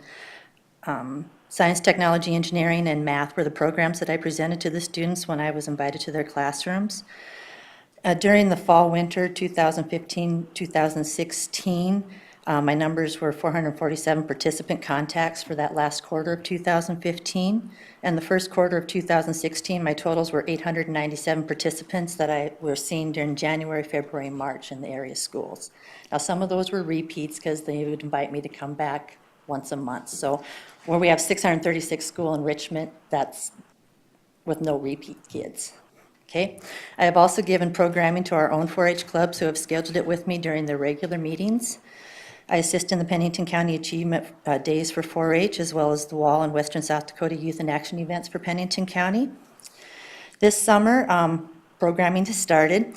I'm very excited to be reaching out to the Native American youth through the Oyate Summer Ignite program, centered out of Lakota Homes, and the Atayape Youth Community Giving Back through the Rural American Initiative program. On Tuesday afternoons, I meet at Lakota Homes with the youth at the Oyate Center, and we travel to various sites in the Black Hills to hike, explore, and learn about the environment and how to care for it. It also gives the youth a chance to get out of the city, get some fresh air and exercise while having fun. They don't really know that that's happening, but it is. It's an opportunity that many Native American youth are not given, and we can accommodate 14 youth at a time at this program since we're limited on the number of vehicles we can take to our different sites. On Wednesday afternoons, the Atayapi group come from the local school's out-of-school time program to the Walter Taylor Building. I teach them environmental education. Jake Backus, the expanded food nutrition education program person, does nutritional education program with them. And I do have some AmeriCorps volunteers that either take them out on a hike or have a game that follows the educational program that we give them that day. And we average about 50 participants a week at that come there and ready to learn. So I feel both of these programs are very important, and we're programming to an underserved population in Rapid City. The only downfall I see about my part-time position here is I'm having to turn away some groups, clubs, and other organizations because I'm limited to the number of hours I'm allowed to work. For example, Keystone and Wall Libraries are not getting their programming for me this summer. I feel bad about it, but I wasn't able to offer it to them because of scheduling conflicts with the other programs. And I feel bad because they're the ones that helped me get started in this position. I feel that if the part-time position was moved to full-time, that many more youth could be served in the county and would give me the opportunity to schedule another 20 or so hours a week of programming to the youth in Pennington County. Thank you. Thank you. Okay. We move, All right, thank you, go ahead. Patty, Baxter, and Jane. I hopefully have found a spot here that won't give you much feedback, so if you start hearing background noise, let me know. I just wanted to touch on some things that Baxter mentioned in his talk. First one was about the workshops that we have and how it costs a few dollars for our 4-Hers to attend. Much of the fees that we charge for our programming is purely to recuperate the cost of expenses. Most of the budget that the county gives to our office goes for administrative support and also supporting the school outreach program. So a lot of the 4-H clubs also have to do their own fundraising to be able to do community service projects and also activities within their club. So as you can see, this year we're asking for a total budget of $91,169, which would be an increase of $8,064 over the 2016 budget. This increase will allow us to do two main things that we have not had in the past, and that is first, to update the Walter Taylor 4-H building with wireless internet for our 4-H clubs, parents, and members. Secondly, would be to move our part-time 4-H youth program advisor, Jane Amy, up to full-time. And there's a fire truck coming by. I'll wait for it to go by. Sorry about this. Are you in jail? I'm not in jail. I'm outside the American History Smithsonian. Our group is eating lunch right now, and then we're about to head to a tour in about half an hour. So, with the wireless internet for the Walter Taylor building, I spoke with our county IT department, and in order to do this, we would have to add a second internet connection. They noted that the internet connection that we currently have is connected to the county admin building, so public computers are not allowed to access it even if we had a Wi-Fi connection with that service line, because it would jeopardize the security of the sheriff's office and police office since it's all on one network. The solution that we came up with would be to add a second connection through VAST, who currently supplies our phone line, and that would come at a cost of roughly $1,000 a year, depending on the connection we get. It would be between $59 a month and $99 a month. We haven't decided which one we would go with, so that's why we budgeted for $1,000 for 2015 for that. It would allow, as I said, our 4-H members, leaders, and then other county departments that utilize our building to access a wireless internet connection for their meeting. And the main thing that we're asking for, which is the biggest thing we're asking for, is moving our part-time 4-H advisor to full-time, which would really pump some positive energy and allow for some expansion and growth of our program. Having this second full-time advisor would allow our school outreach programs to expand. And as Jane mentioned, she wouldn't have to turn down as many programs now that she's getting going. The response has been positive that they want these programs in our schools, but we simply don't have enough resources with her schedule and my schedule to fulfill all of them. So it would allow us to fill those programs and also allow me to focus on working with our new 4-H clubs and existing 4-H clubs to make sure that they have the support and foundation that they need. I believe there's a fairly large contingent of 4-H members there, especially new 4-H members who it's their very first year in 4-H, and doing this will allow me, having our second advisor will really allow me to work with those groups who are new to 4-H and really get them ingrained and going. Speaking with Julie Pearson, our county auditor, this move to full-time would not be the same as a regular county FTE. Since both of our 4-H advisors are state employees, they're not counted in the county FTE count. So with the current part-time advisor, the county pays half the salary, which is roughly $9,160 for 2016 on a contract basis, which was through the memorandum of understanding that was signed back in March. With the move to full-time, the agreement would remain the same, except she's moved to full-time. The county would pay half of the salary, which would work out to $18,870. The state would pay half of the salary, which would be, again, $18,870. And the state of South Dakota SDSU Extension would pick up all the benefits for that position, which would come at a cost of roughly $14,796 for a state contribution of a total of $33,666. So that would be our proposal for 2017, and if you have any questions, I hope to be able to answer them now. Any questions for Matt? So Matt, let me look at this paper. Yes. Where is that? This is Deb Hadcock. So the proposed Pennington County Extension Program funding is a total of $233,371, but our portion, because you get some from federal, 142, county, of course, is 50, and then county operations. So we are paying $91,000 if we decide to do that out of $233,371. Correct. Okay, thank you. So the state and federal is roughly, with your contribution of $90,000, is taking in roughly $140,000. Right. I didn't know we got funding from, I guess I didn't look very well last year, from the federal and state until I had visited with you as well. So I think that's a positive that the state and the federal government recognize that these programs in this 4-H and Extension office is a positive. So I hear a lot of times that there isn't a lot of participation and 4-H is gone to the wayside. And then listening and then also visiting, because that's what I do best. If I don't understand something, and I can tell you from being in your office and also judging some of the programs and seeing the positive that the extension and the 4-H programs do for youth is pretty awesome. The other thing is I work in the Juvenile Justice Reform Act, which is SB 73, and I can tell you anything that saves us money on the front side, which are these programs and the Extension Office, and the people that participate are amazing. So I say, I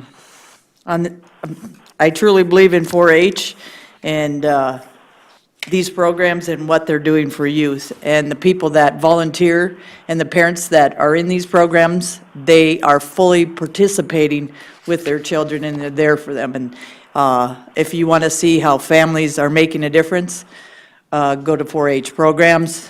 They're pretty amazing.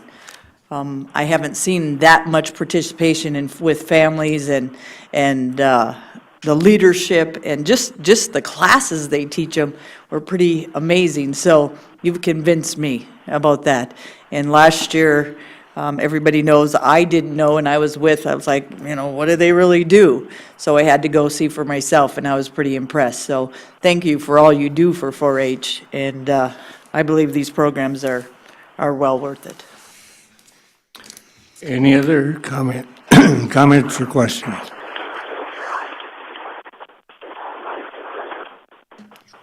The best-looking group we've had. Yes. I just have a comment or question. Can we get a picture with our group in front of us? Oh, perfect. Perfect. Sure. Like Can you, everybody. can you hold your sign up over there, kids? We got to see what that says. Rushmore Riders and Explorers 4-H Club. That's pretty awesome. Thanks for bringing that awesome sign.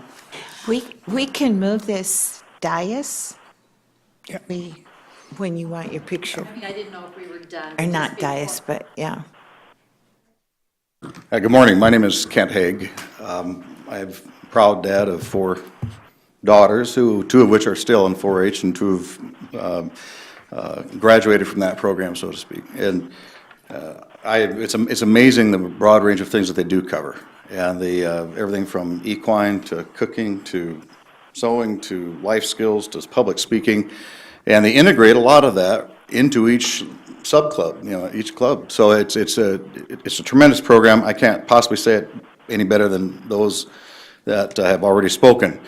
One aspect I wanted to bring to the attention, though, is there's already been an expansion of services that 4-H in Pennington County, by and large, well, solely due to, obviously, the staff and the paid staff, but Jane Amiot has expanded the program to include Native American programs for Native American youth. I'm on the steering committee for Rural America Initiative, which is a Native American Head Start program, and the ATAPE program. We were talking, and I didn't even realize, but that is part of what she's doing now. That's new this year, or within the past year. It's a tremendous expansion. And the ATAPE program and RAI, what they do, their participants that are in that program among Native American kids have a more than 90% high school graduation rate. That's great. So that's how you do what you say. Thank you. Thank you. Good morning, I'm Vivian Papel, Grenai. Thank you for your time this morning, and thank you, Commissioner Hadcock, for your comments in terms of the investment early on. And I just wanted to say, I know it's a tough decision every year at budgeting time, who gets what piece of the pie, and as taxpayers, none of us want to pay more, so I fully appreciate what you're doing and what decisions you're going to have to make. The asset of that 4-H building is really, really valuable to this community. And I appreciate the fact that you've supported it as long as you had. One of the groups that's here this morning is really a homeschool 4-H group. And the homeschoolers have used that building for more than just 4-H. And I don't know that a lot of you are aware of that. And we're grateful for having that available to us. Having internet access in that room would make it even that much more valuable to us. So thank you for your time. Thank you for the balancing act you do and spending our dollars wisely. And I would just encourage you to please move the position to a full-time position and help us get some internet access in the building. Thank you. Thank you, Thank Ms. you. Papel. Anyone else? Can I say one thing? You certainly may. My name is Sherry DeLong, and I've had 2 daughters be in 4-H. My older daughter graduated, joined the military. She's in the Army, and all through her 4-H, she was very active in all of the equine sports, both English riding, Western riding. In the military, she joined the Army as a vet tech, and Nice. she is stationed at Fort Carson. They have a mounted cavalry unit there. They do. She applied for that, and now she is in the Army's mounted color guard, and it's associated with the cavalry somehow in the military. But the skills that she learned in 4-H, showing her horse, that's what she's using now as an Army member at the Fort Carson Color Guard. That'd be a nice picture for the extension office as well, for a, I just wanted to look what say, happens when we, I mean, it's cool, so I just wanted That's to let really you know that. great. and that's the bottom line right there, is what we're making for the future. And again, it's pretty exciting, and I encourage people in Rapid City in general, and I live in Rapid City, and I think that's, the only time I went in the extension building is for the fair. Remember when you had your 4-H programs? So it's nice that we're reaching out to Rapid City and the surrounding areas to show them what we can do and how we're helping youth and people in general, even myself, of equestrian and different things that they have there, so. Pretty awesome. Any other comments? Hello, I'm Alan Van Boghoff. I'd like to speak just to the family portion of this a little bit, raising 2 kids and volunteering for 4-H as a leader. I was able to watch our kids get a wide variety of exposure to welding, shooting sports, horses, robotics, all those things. At a very young age, they were already starting to look at a variety of career fields. Our daughter became interested in a variety of things she would never have had exposure to. Both of our kids have held the offices of secretary, treasurer, president, things at a young age that they wouldn't get that exposure somewhere else. Our daughter's in college now and has commented that I'm surprised how other kids in college don't know about this. Those are things she learned in 4-H. Watched a girl in a wheelchair show a dog and compete and go to state in 4-H activities. A wide variety of projects, a wide variety of exposure out there. 4-H gives families, their parents, lots of opportunities to volunteer. That sets a good example for family, community. It's been a tremendous experience for our family, and appreciate you for listening to us today. Thank you. Thank you. Katie, that works at Senator Round's office, was a wheelchair 4-H horse project member. And quite a deal. We first learned about her on the fairgrounds when we had the multi-county show. And people were concerned about her zipping around in her wheelchair. And all of a sudden, everybody was talking about it. And I had the privilege of judging her a couple times at White River. And now she's a very self-contained, contributing person, and they really depend on her out there. That's Katie Seymour, and she Yeah. comes to our Republican Women Yeah. too, and there's a personality for you. She's pretty awesome and tough as heck. That's what I like about her. She's just tough. Okay, anyone else? If not, I think, That was probably a trick. And Baxter, you can give me some speech classes, some training if you would. You speak very well.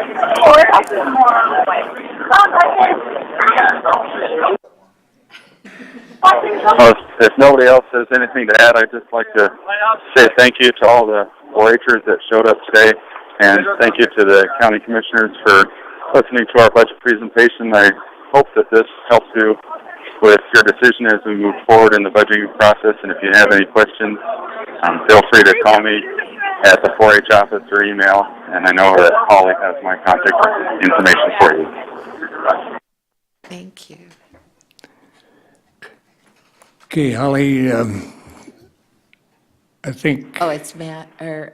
Andy's in there. I got My that. understanding is that if we're going to make decisions on some of these things, that we should do it now or as early as possible in order to allow the final budget to be put together. Do we want to help them have a picture first? Sure. To this budget. I'm fine with it. You what? No, if I'm you make fine a- with it. I don't know, we can't probably make official motions, but Yeah. I would make a motion to leave the proposed budget for them in the way it is Me too. for the next, and instruct the auditor to. We can't really make the motion, but we can consent. I think we got a consensus. Yeah. That's what we Lindell, did. do you or George have any? My question is, the motion, leave it the way it is as per request, or? Yes, The 91? Okay. yeah. Yeah, I think it's- George, do you have any questions? Is there a second to that motion? We're just doing consensus. That's what Holly said. Yeah, okay. Okay, but just so you know kind of Where where you people folks know. stand, it's kind of nice. So you're in support? I'm in support of leaving it the way it's been proposed, and Okay, how about you? Yep. Nancy? Yep. George? Yes.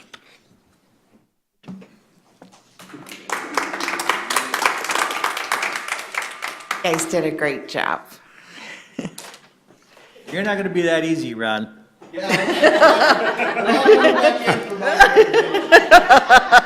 Bring Baxter.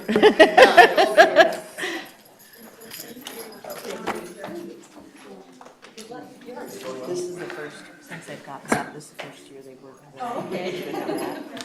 Fair Downs worked with, the other people were not. Yep.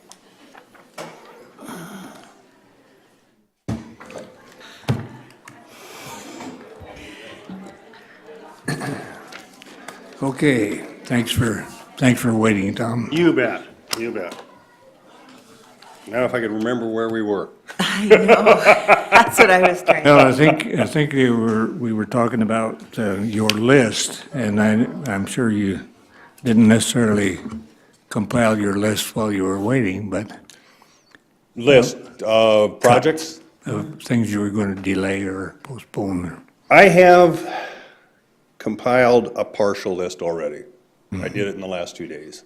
Yep. So it's an ongoing thing. I'm going to have to figure it out, and I'll have to make my priorities. So one thing we talked about was snow removal and all of that sort of thing. Are we gonna, I mean, we have to cut our ditches because that's a state requirement. Snow removal is a safety item. Ethically, I cannot cut that. I cannot, in true conscience, say I'm gonna do less snow removal. I can't. That Something is, about- to me, that is ethically unacceptable. Something about mail routes and Yeah, school there's- bus routes and. There's a law that says we have to maintain mail routes and school bus routes. And that's the law. We have to be able to plow it so that they can access it. And Tom, I'll keep saying this, and I've heard it since I've become a county commissioner. Between the city and the county, all you ever hear, even from the people from the city, is how the county roads are well taken care of. So, Appreciate it. yep, so that wasn't from me, that was from many people from the city to the county when I was a city council person as well, so. I have heard that too, and every time they say that, I say thank you. Because we do work at it. We work pretty hard at keeping our roads cleared. Yeah. Well, compared to other counties that I've traveled in, ours are really good. I always know when I go to another county out of Pennington, I have reason to do that, with my Hermosa connections, and Well- I always know. I can say coming from Minnehaha County and dealing with their snow and everything, then coming here and dealing with it, it's a different world here. And, but every county does their best to keep them clean. Just some of them it's tough. Do you have anything to do with that? There was a tornado in Hermosa. Do we do anything to help clean up or do anything? We supplied some signs to help close some roads so that they could get people in and out of there to work on that. So how That's did they about all do we the did. debris? Do they, Pardon? there's a lot of debris and stuff from That was handled by somebody else. it's not handled by, county doesn't do anything to do with any of that If it's kind of on a stuff? county road, we'll work on it. So it's just road stuff, it's not, okay. It's in a road district, Yeah. and I think it was emergency management that called us and said, could you get some signs down here? We gotta keep some people out so we can get our work done. Okay, And so we brought a couple signs down to help close roads. but it's in a road district, Yeah. did you say? Oh, yeah. Okay. Yeah, that's a road district. we can see it from our place, and our land is probably a mile and a half from there, if not closer. And there's some stuff laying out in the hayfield that blew in, but Dustin called me early that evening, right after. I didn't take the calls that came to Mark and my sign people, so. But they told me that I think he said emergency management called or the sheriff called. Yeah, he did. Asking if we could get some and, signs down there. Well, I had a city, The Hermosa Fire District, or Fire Department was involved. Yeah. And their fire tax does support that. well, I had a city council person call me about the landfill fees for the debris and stuff, and if somehow the county could help with some of those, offset some of those costs and be in partnership with the city, but, yeah, I didn't understand that. Well, just ask them if they'll be increasing their partnership to the jails. Stop, I have to ask. I just didn't know if we did anything like that, because I remember even in the city, we took down a bunch of houses, so the feds did, remember, on the DOT, and then we offset the cost for them. So I would hope the city would offset the cost for, and help them out on their landfill fees, because we do it for state and federal as well, or have done in the city. Well, long-term, Tom, I know we've got bridges that are over 50 years old. We have several of them that, the average age of our bridge would be as if it were built in 1968. That's the average age of our bridges, so 68 to today, whatever. No, 50-some. So, 50-some. in the transition, at least in certain circumstances, from a bridge to a box culvert represents a savings. Yes, it does, and anytime we can use a box that's hydraulically, I'm going to. Because they are so much cheaper and they are so much easier to maintain than a bridge. I mean, the maintenance on them is next to nothing. So anytime I can, I'm going to. So you amortize the cost of a box culvert 60 years. Yeah, at least. I know of some boxes that are over 100 years old, not in this county. Yeah. But I do know of some boxes back east that are over 100 years old, and they're functioning just as good as the day they built them. So, yes, I like box culverts.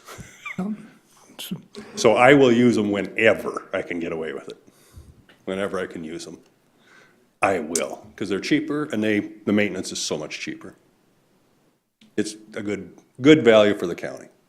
You've kind of looked at haven't you kind of thought of which ones you can replace in your plan, 5-year plan?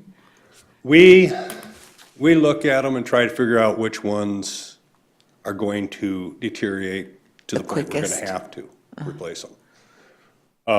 Any of them that we can do maintenance on them, protect them with a little more riprap or maybe seal up the deck on it somehow, we're going to do, to try to extend the life of these bridges. The problem is, most of our bridges are double Ts on timber or on steel. Over half of them. And the timber substructure is where we've got our problems, Yeah. because that timber rots. But I'm hoping to stretch some of them a few more years. And how Protecting them with riprap helps. How long did you say bridges last?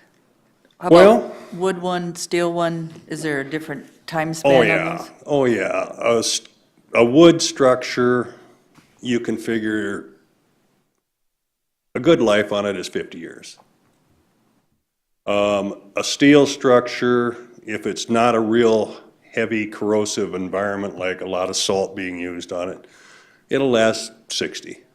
Concrete, if you have a cast concrete, you're probably looking at 70 to 80 years that you can hope, with proper maintenance, that it'll last. So how do you determine, just if it's by a creek, where the area you're putting it, how much use it has? Yeah. I mean, All of those are factors. The creek, how much of a flow we're gonna have on it, what the 50-year flood we can expect, you can model it and figure out how big a structure you need. That's what determines a lot of it. And, well, some of them, the channel is such that you just need a little larger to get across the channel. Also, with the Federal Highway Administration, or the FEMA and those, you got certain guidelines you have to follow.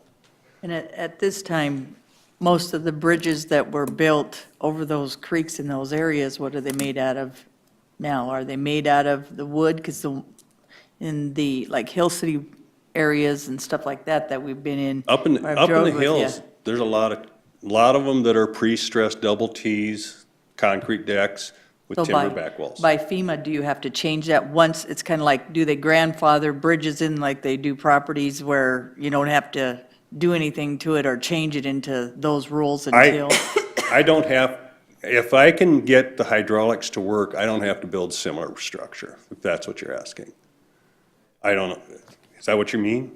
If we can put a box in where there's one of those, I'm going to. Well, what I'm saying is if FEMA came in and said, okay, back in the day, those bridges in wood were fine, but now that, 50 years later, we've, decided that those have to be by rules and regs by FEMA, made out of concrete.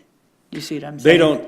They typically leave that to us Okay. to so determine they what don't- structure best fits the site. Okay, they don't determine that. No. Okay. They will they will review it, and I have never heard of them refusing. Okay.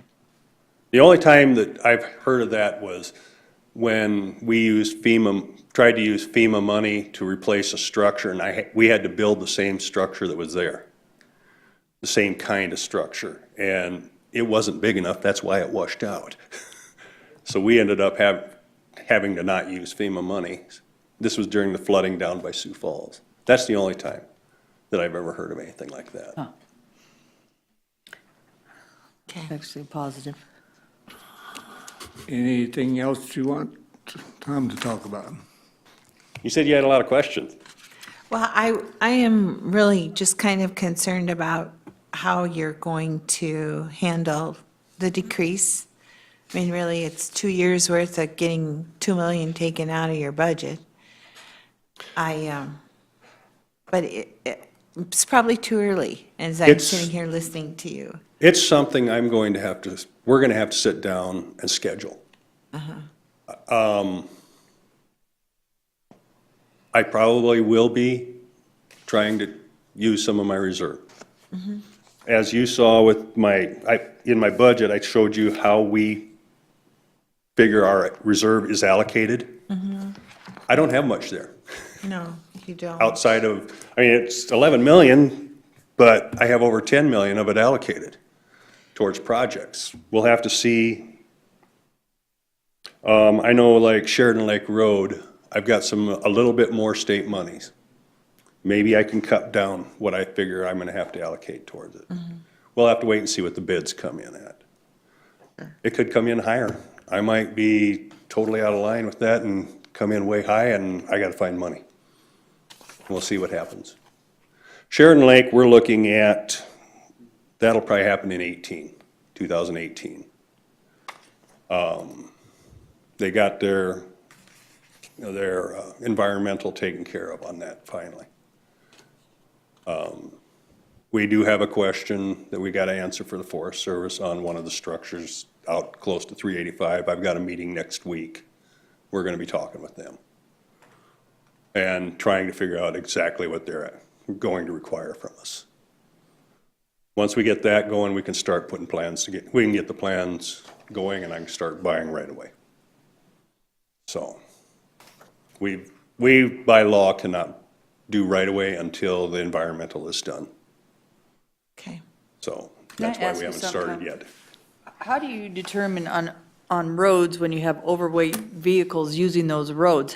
Do people fine them if they're not supposed to be on there? How do you keep, If we know they're there, we call carrier enforcement and say, come out here and catch these guys. because That's what we do. I've been hearing on the backside on some of the roads them- that's where our biggest issue is we're having people that shouldn't be Yes. with those overweight trucks on And- areas. When we know about it, we get carrier enforcement. We contact carrier enforcement. Yeah, I didn't know that. I had some calls on that from some of the Yeah, outlying areas. we had some coming down Nemo Road this spring when we had weight limits on. We got a hold of carrier. I What, appreciate that. That's a big safety factor for people as well. Yeah. Is there a criteria for, that either you have or in the industry that moves you from, normal road travel to establishing a haul agreement or declaring this something a haul road? We typically, when we're dealing with the state or the federal highway or another government entity, if they have a project and they want to haul on our road, we'll get a haul road agreement with them. That way it protects us. We kind of changing our policy on how we're going to inspect them. We're going to do a lot more inspection before it's being used. Because we go out and say, look, you tore our road up, and they say, no, it was that way before. We're going to be a little more aggressive on this from now on. So, we'll see what happens. But yeah, we get haul road agreements mostly from other government entities.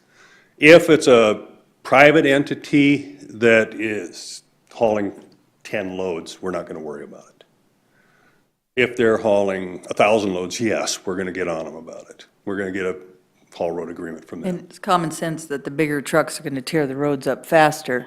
So if they're not, abiding by the rules and regs in which that is set forth. We think they're then- not, if we think they're not hauling legal loads, we've got carrier enforcement, we can get a hold of them. So is the technical side of it, it's a haul road only if they're hauling illegal road or loads or? Illegal loads, we're gonna try to catch them. Yeah. I don't care. But not like Ross down our road, coming out of there lately with lots of trucks and trailers. Mm-hmm. And is that a problem or? Could be. If we know where they're hauling from, we don't always know where they're hauling from, very bluntly. And the public lets us know sometimes, and we like that. We like them to let us know. Yeah. But if they're hauling legal, we can't stop them. That was what I wondered, and I'm sure they are. And like I said, if they're going to be hauling 1,000 loads, we'll have a talk with them and try to get a haul road permit with them. Because that many loads, that repetitive loading, it's gonna damage our road. It got a chance to damage our roads. They did that with Western before I started working here. They had a road that they used for a haul road, and they damaged it, and Western ended up paying for some repairs on it. That happened about 2 years before I started for the county. So yeah, it's not unprecedented. Any other questions for Tom? So something that people will ask is, well, you have 4 million for South Rochford Road, you have 6.5 million for Sheridan Lake Road allocated. Why don't you just use that money to take care of your shortfall?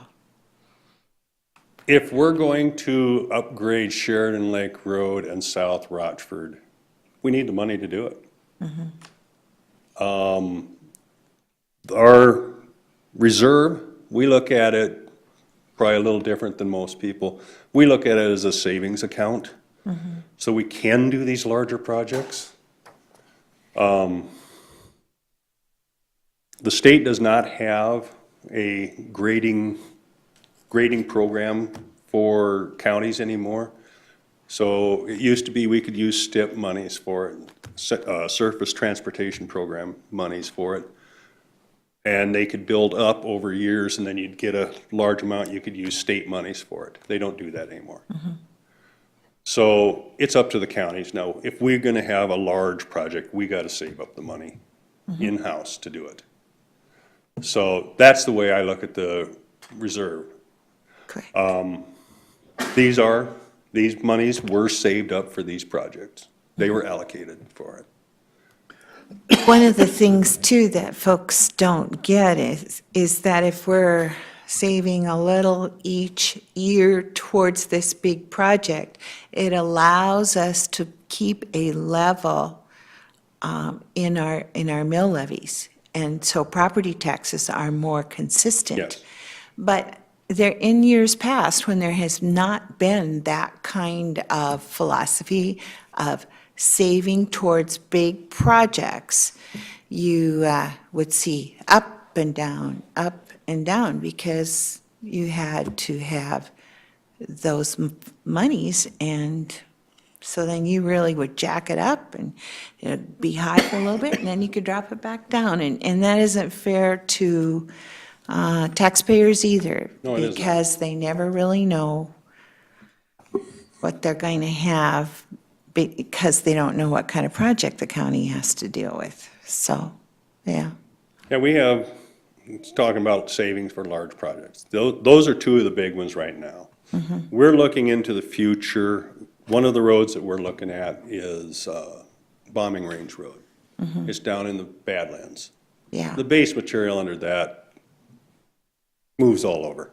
So your road moves all over. We're gonna have to do something eventually. We're looking at it and saying probably 8 years out. So we're gonna have to start saving for that. Nemo Road is another one. There are safety issues up there. Maybe we can get some safety money. We have a safety project coming up. It's right on the county line between us and Meade County. And we're going to try to fix a dangerous corner we've got up there. Ron, Pardon? Tom. Looking at Ron back there. Your easements in the last, they were about, you went from, what, 7,700 again, then in 14, then you went to 2,000, maybe almost 3,000, then you went 2016 and 2017. I mean, it's not a huge number in one sense, but it is up to $20,000 in easements. Are you doing more areas where you're having to buy those easements? I mean, what are the easements you're doing? A lot of that did not get spent. We are planning on buying easements, but like I said, the environmental for Sheridan Lake Road, it's taken them 5 years to get it done. Right. You have to plan for it. We might not have spent all that money in But I'm just 16 or saying, it just, 15. the most you've ever spent is $7,000 on easements, but you're doing bigger projects or more projects? We're planning for Sheridan Lake is a big one. I'm figuring we're going to have several thousand of dollars of right-of-way and easements. And how about Rochford?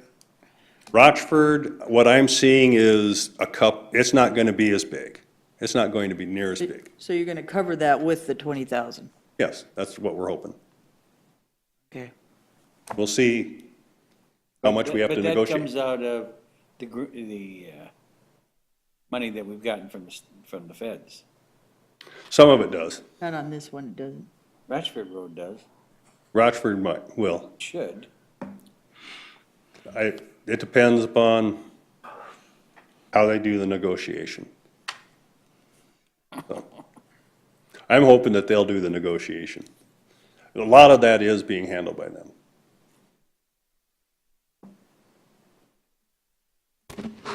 Any other questions for Tom? Thanks, Tom. Thank you very much. Thank you. Okay. Does Black Hills Power or any of the utilities plan on upping their rates or anything that we have to be, enough that we have to be aware of for Well, I'm sure increases? Mike is, because they always contact us. We're such a huge user. Right. That they always contact us long before they go in for the request. Okay, So if that's the case, he would know that. He generally makes a contract a year ahead of time to maintain a constant price. Now, that could work in his favor most of the time. Sometimes it hasn't worked in his favor, that the Yeah. price of gas mainly has gone down, but, that's the chance you take. right. So, yeah, he really stays on top of that. Good. That was a big thing for the city, and remember when they did that big increase? That was pretty Yeah, substantial. yeah, he's pretty good at that. Okay, we've got Who we got our next? schedule, we're ready for outside requests, and we're a little bit ahead of schedule, but I think we can. Mr. GIS is here. See, I think, Matt, you folks were here first, I believe. If you want to, you and Berta want to come up? Where was that? Muskie?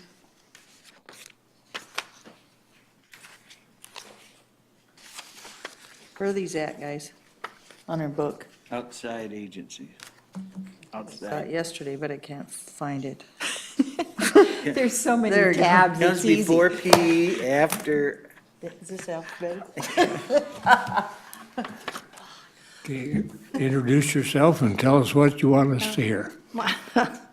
I'm Roberta from the Pennington Conservation District office here in Rapid City.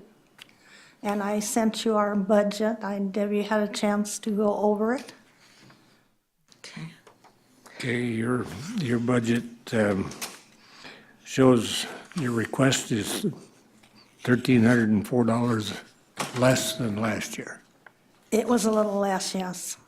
I forgot to bring my copy. It always seems to, every year, stay about the same. Okay, any questions for Berta? We have I think one thing, is, Matt, are you hiding back there?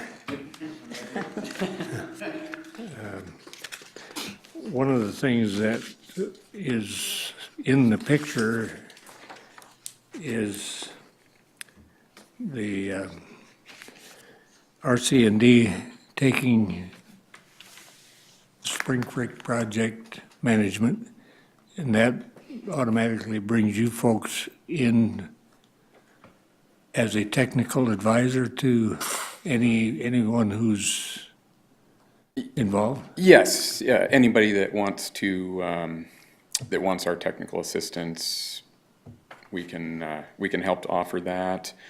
Also, through that RC&D agreement, they also have, for anything that's going to require more substantial engineering that we just simply don't have enough staff people for, then there is some of that in that as well with that RC&D agreement. Okay.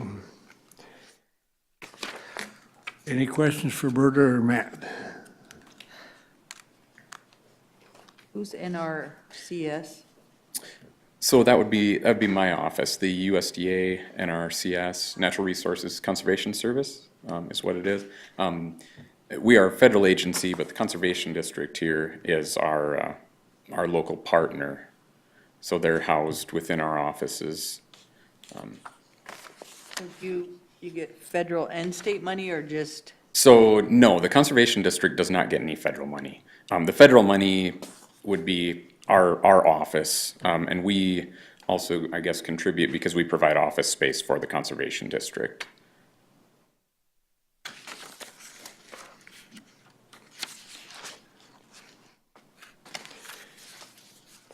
So what does the Conservation District do different than you guys would do? So they're our local partner, but they are able to provide some of the services that we can't offer. right here, our local conservation district provides some tree planting services that are primarily for more rural or semi-rural properties, more your acreages up to ranches level, providing tree planting services. They also provide some, they've got 2 drills that they offer for rent. And all of those services that they provide, there is a fee for those, but they're able to keep their fees really reasonable in order to provide those services. And just to maybe help folks understand, the conservation districts really are kind of a part of what happened. I mean, it kind of started back in when we had the terrible dirty 30s. Yes. Yep. And, 1940, they started it.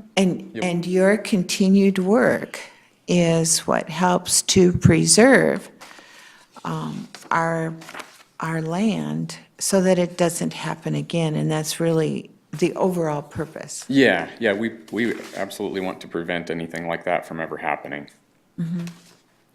So that's why you continue on. I'm Right. trying to get your purpose out there. Yep, sure, yep. Yeah, that's why we continue on, because there's still the need out there. Technology is a great thing, but it takes time for people to adapt to new technologies, and sometimes we aren't there yet, too, so. Well, and unless you have a robot, who's going to plant a tree to keep that soil anchored? That's Yeah. right. Well, if they charge for their services, where's the total that they make on their fees or their charges? Is that on here? Yeah. No, it's not on there. Well, some of it, depending on which one you're looking at. Because it says they are about they need 59,000 from us, but where does it say how much money they're making? Or maybe I'm just not looking at it right? I don't know what you're looking at. I don't think it's broke down to that. I mean, you What guys we are- bring fees and some of it has membership dues and stuff, but Matt had just talked about you guys charge for certain things The that you trees guys and the do. drills, yeah. The And where's profit and loss would have some Where's of that that. at? Sorry. I didn't see that, I just saw this. Oh, yeah, that would be on the profit and loss statement if that's what you There's have. east and there's a west. Yes, Yeah, we're I got it. here I in got it. town, yeah. That's always but I confusing. was looking at the 59. Yeah, there is 2 conservation districts located within Pennington County, one located right here in Rapid City and the other one in Wall. There's also 2 NRCS offices, which You the were talking conservation about the- districts are located in. So. The 59,000 one. But just to back up a little bit, Much money. the board members on the conservation districts are elected Yes. to those positions, and they're the ones, along with people like Berta, they're office administrators who conduct kind of the on-the-ground side of this program with NRCS providing technical services and owning such things as the no-till drill, things of that kind, which are, how much do they cost? The no-till drills, Yeah. the newest one was about $50,000. We bought Anyway- that 2 years ago. Those kind of judgments as to what kind of equipment to have available is made by the board. Correct. And then as an enterprise, they rent this out, keep it operational, all kinds of things. And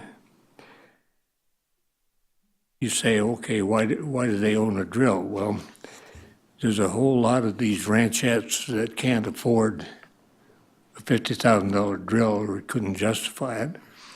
But in keeping the practices on the land such that they conserve the land is beneficial to everybody. And the tree belts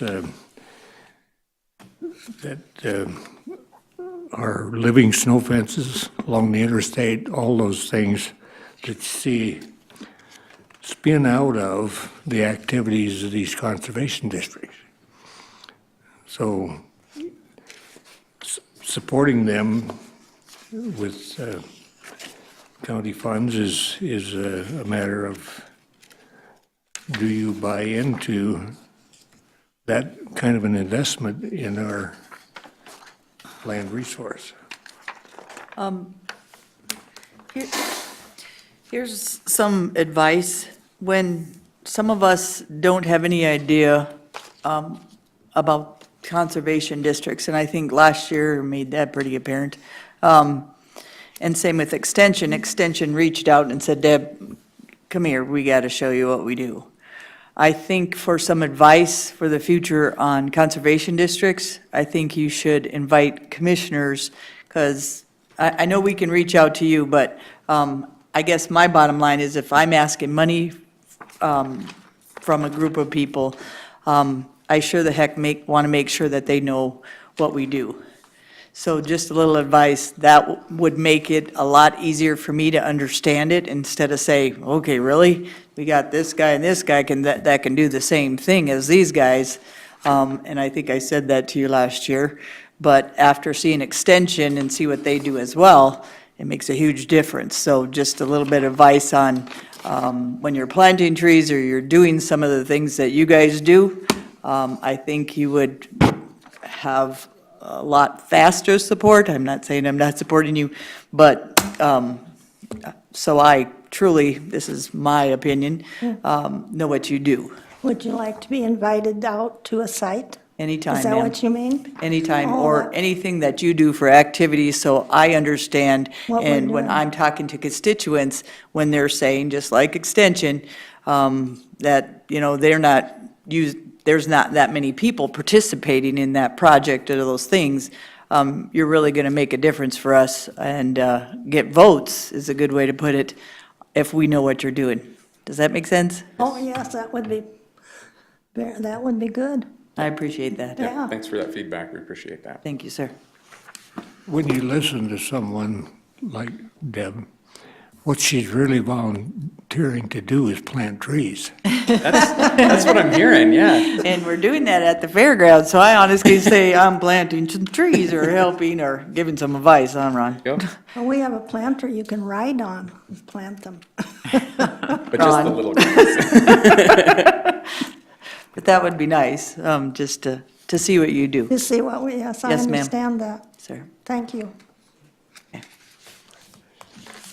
So I am going to ask this, though, as I do look through here, I have your budgets, but I'm not real clear what it is, the amount of money is, and I went back and looked here, and I couldn't see it. I guess that's what I was trying to find, Nancy. but- Yeah, I mean, you see the profit and loss and all of that, what your income is, but it is a little bit confusing what you're asking for. Is it, You don't have the budget sheet that lists 23,126. education the and whole thing is what we're asking is for? broke down, Okay, the budget sheet where I broke everything down? okay. But And I take those figures off But of it's that nice for profit you and to say loss. that's your total budget, but nowhere does it say, I want this whole thing. And I just feel like, your request, even on your letter. I take those figures off of that profit and loss statement Sure. for education, for the utilities and so forth. Yep, I get that, Yeah, but probably it would be nice to say, we are requesting, okay. okay? Because they especially leads to confusion. I mean, Deb's looking for it. Yeah. And she's trying to find it, so it's kind of hard. And next year, you're going to have a couple new ones. So, you guys need to think about that. Deb made Oh, and very good New points. commissioners, yeah. That's Very sad to good see you points. go. Okay, anything further? No, I'm good. Thank you. Well, Thank thank you, you for your guys. time. Just one more thing. The east wants how much and the west wants how much? Ours was 23 something, wasn't it? The other one's 20. 76, 7. 36, so it's a total of 15, total of 60, okay, thank you. The east one's 36.7 Yours? Okay, and West Pennington 23. okay, that's just on our regular paper. Okay, thank you. Thank you. Thank you, folks.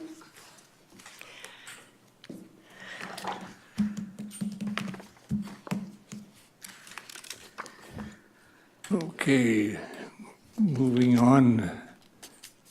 I lost track of who showed up next. I think Ron was first, yeah. We need a picture ID. Since I don't see anything in their book here. Matt, It's under fairgrounds. Tom's? That's Tom Wilsey's. Oh, Well, okay, I'll get back. Yeah. Thank you, Matt. Good morning, Mr. Chair and members of the commission. Good morning. We've been having a good start. I tried to get all those 4-H kids to stick around and come redo for my presentation, but I think they all headed for the pool. I'm going to give you 2 pieces. You may have these already, but I'm going to try a couple of pieces for you.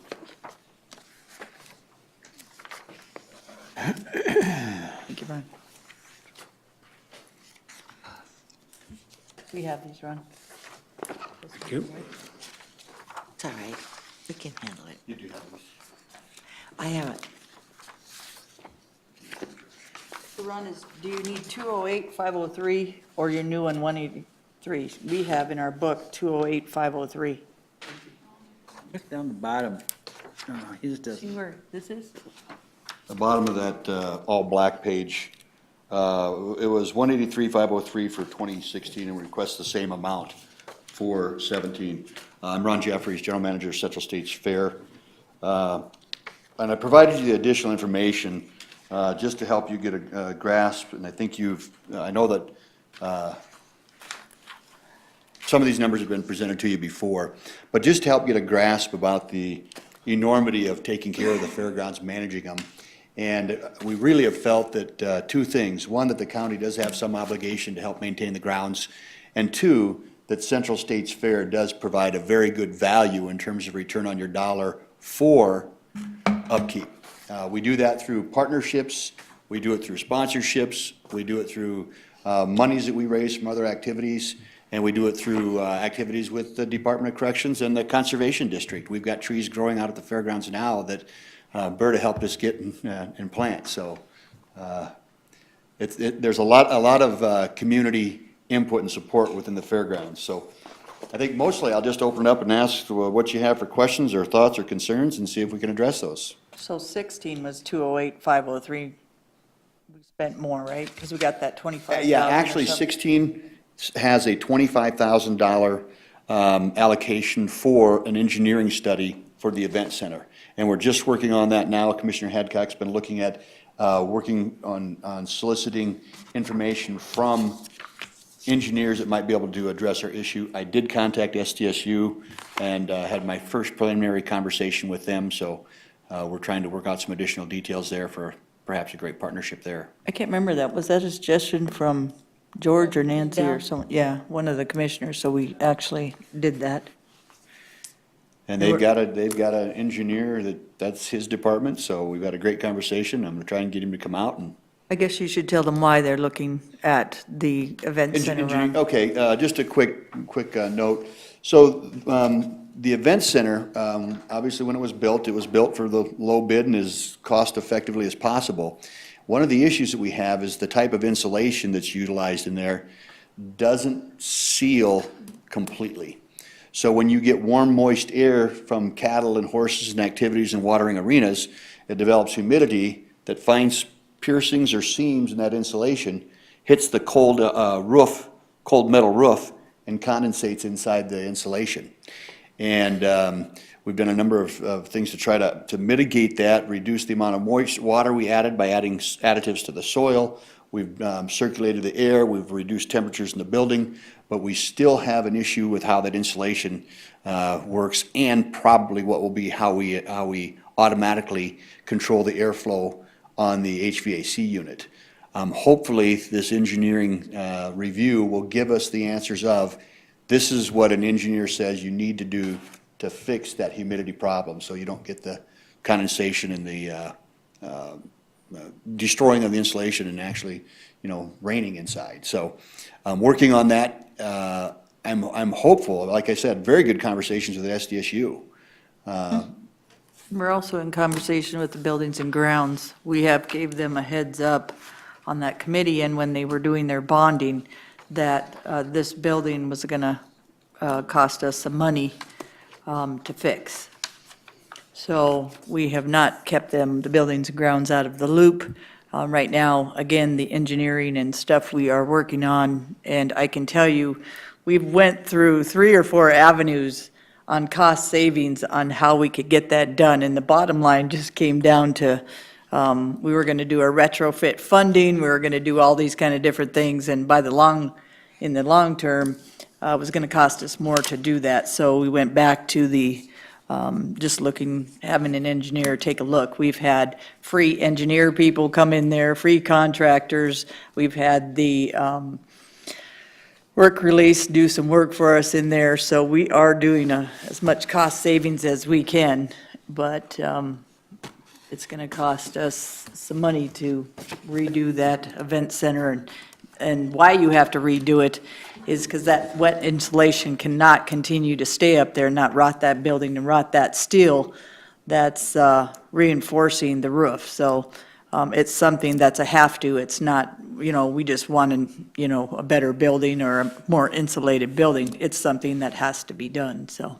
It's preservation of the building, existing building, so. Right. And really, I truly believe it really comes down to the insulation that was originally used that just cannot seal well enough to keep that air from finding little piercings here and there. And how they put it in, it was needed to be put in a little bit different. So we are looking at doing the, what's it called, the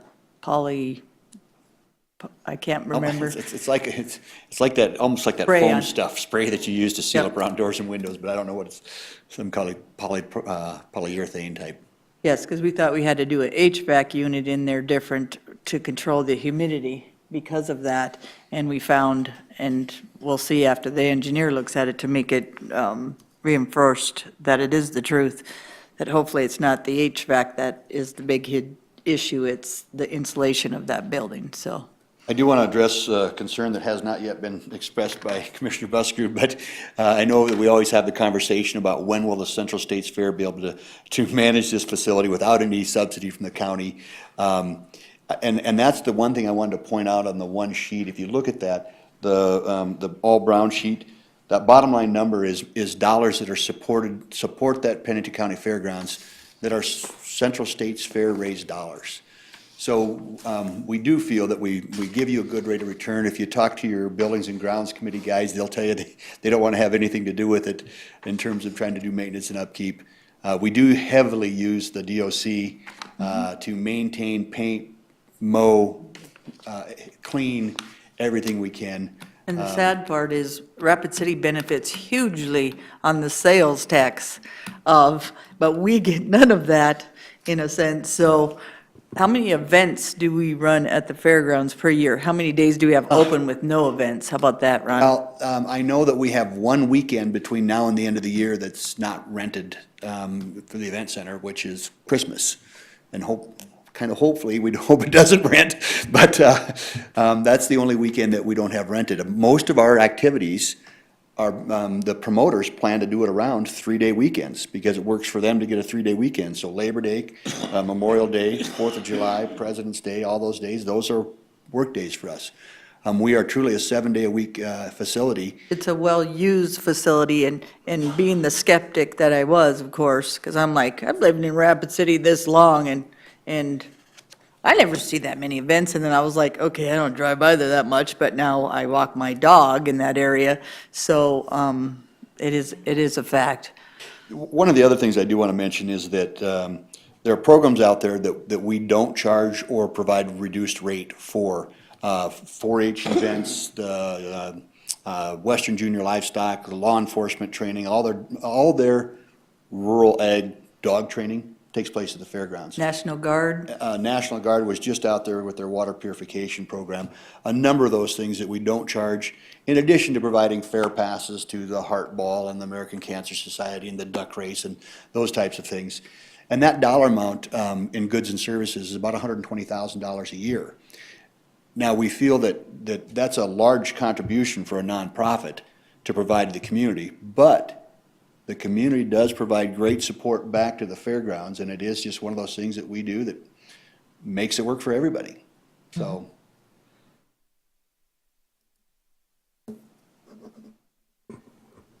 Any other comments or questions? No? Thank you. Thank you. All right, thank you.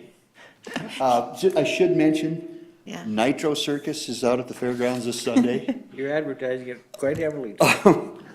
It's a crazy, crazy event. Those guys on motorcycles, double backflips, it's amazing stuff. And it's their liability policy. Thank you.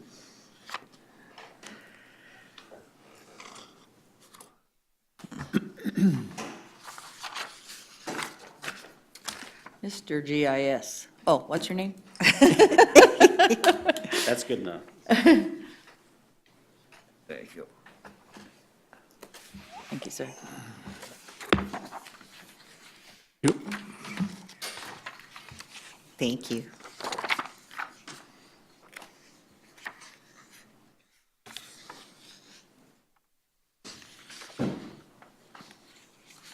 Again, my name is Don Jarvinen. I'm the GIS coordinator for the city and county GIS, and we are beginning our 19th year of operation this summer.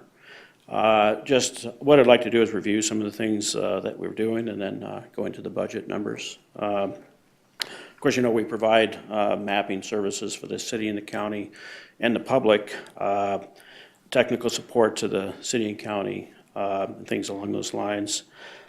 This year, currently we have 131 installations of our software, desktop software. Half of those are at the county, half at the city. We have 6 installations of the server software, which is something that we've been trying to advance. For example, at the County Highway Department, we had sort of a scaled-down version of the data server software. Now we've installed the full version, so they have more capabilities out there. We have 4 web mapping servers going right now. Those run RapidMap, and they're also running a new system that's in the cloud that I'll tell you about in a minute. As far as RapidMap, the numbers for this month we have about 460 unique RapidMap visitors a day.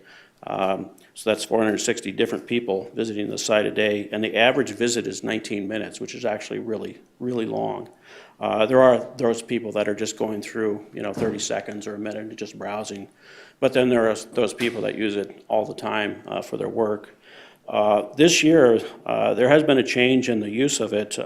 Previously, most of the use was by staff, but the latest figures I have, 2/3 of the use is now by the public. So that's a good thing. Sort of in order of individual users of the public are engineering firms, title companies, realtors, and then the general public. So we're getting a lot of use by the public from RapidMap now. Along the lines of RapidMap, we're in the process right now of releasing a new version. The version that we've had for the past few years is based on Microsoft Silverlight, which is a piece of software that is called a plugin that goes into the browser and helps the browser to operate at the level we need it to. Microsoft is not supporting that software after another couple years from now. So our whole industry is changing to a different format. So we have just released to the staff the last couple of weeks a new RapidMap. Looks about the same as the old one, has about the same functionality. We've actually been working on that for about a year as our software vendor who writes the interface for us has written more and more functionality. We've included that as we've been building the new RapidMap site. So that one we'll have out for the staff for about a month and a half. We're planning on switching over the public site on August the 6th, which is a Saturday.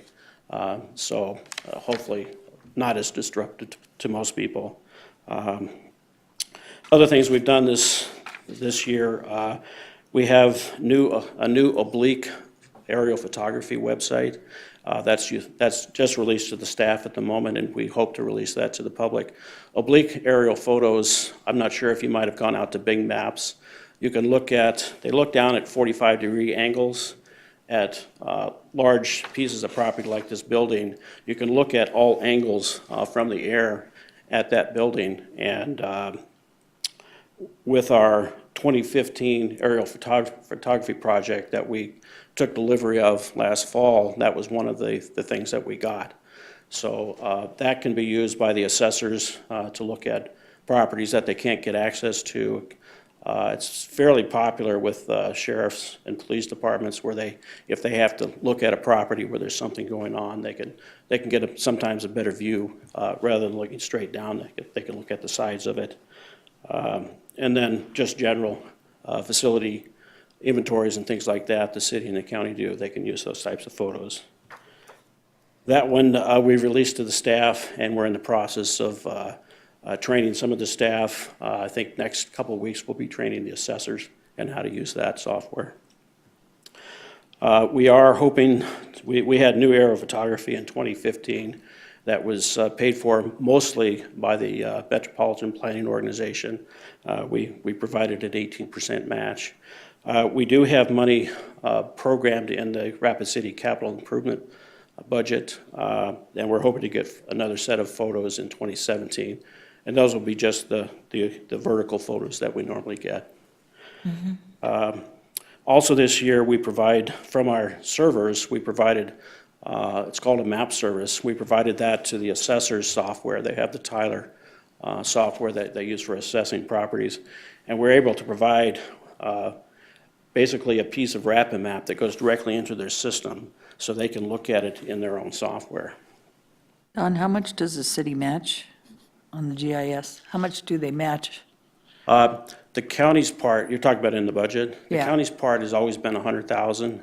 Okay. And the total budget right now is about 350,000. And over the whole period, it's roughly been 300,000. It's gone up some, gone down some, and now it's about 350. But the county's match has never changed. Nice. So, the other thing that we're doing, there's a new system that we're working with that's in the cloud, and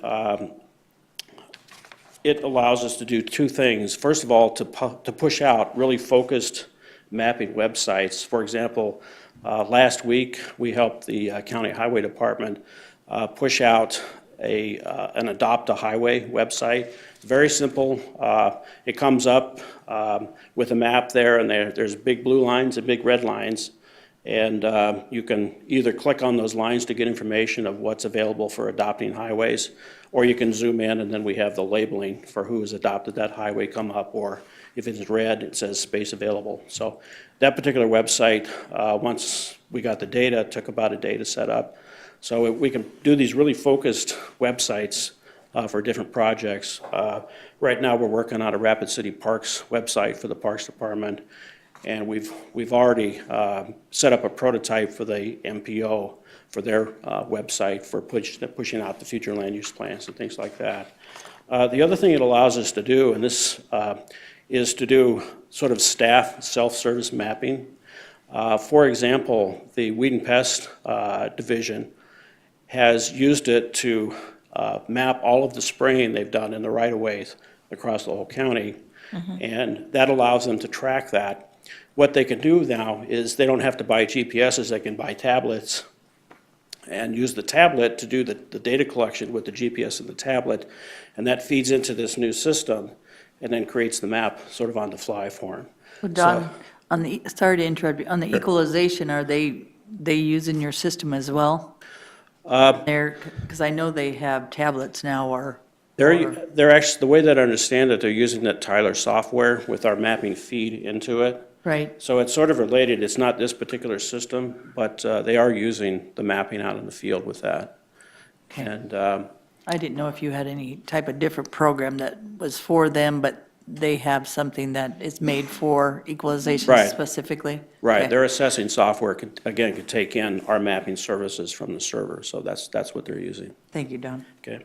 The other thing that's happening with this cloud-based system is the highway department is doing their culverts and their load limit inventories. They have a complete culvert inventory on this new cloud system that Eric Radke is working with. The other thing is he wants to push out in the spring a load limit website so people can, see where they're not supposed to drive because the roads are soft and things like that. So we've worked on that, and we didn't get out in time this spring because we were working through the technical things, but we're ready for next year. The other thing we're doing, I know Commissioner Farabee asked last year, what are we doing to correct the parcel accuracy? We've just started a project where we're going to ask for survey help to record or to get section corner information for all of the section down to quarter section levels in the county.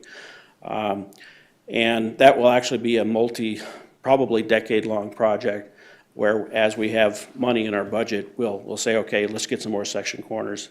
So what we want is we want survey quality corners so we can correct all of our sections in our data, and we'll use that in the county to then correct all of the parcels.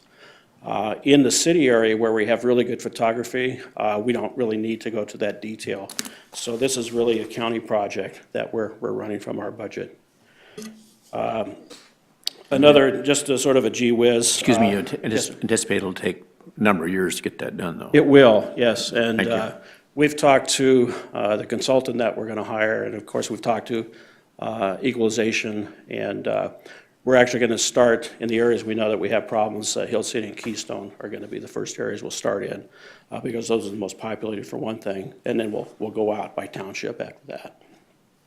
Now, sadly, a number of people think that those are accurate, the depictions of their property, and Right. they're not. Right.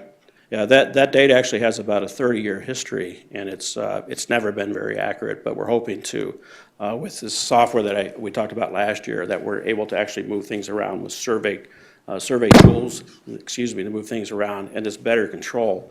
That's what we're looking at for a long-term fix for this problem we've got. Is there any way to put any kind of an advisory on that site to say that in these areas, the lines aren't really where they are supposed to be? We could probably put something, we do have a big disclaimer, for the Rapid Map site. We could look at doing something about, a little more specific about, that these are not survey quality. I think it's probably but it's a huge text. I'll look at doing something. Someplace where it's more obvious to the average user that Right. they don't rely on this for deciding where your property lines are. Right, okay, yeah, I'll look into that, Commissioner. Appreciate that. Okay. Thank you. So anyway, that's what we've been doing this year. We have, and then the plans for next year for these projects coming up. With that, we'll go on to the budget.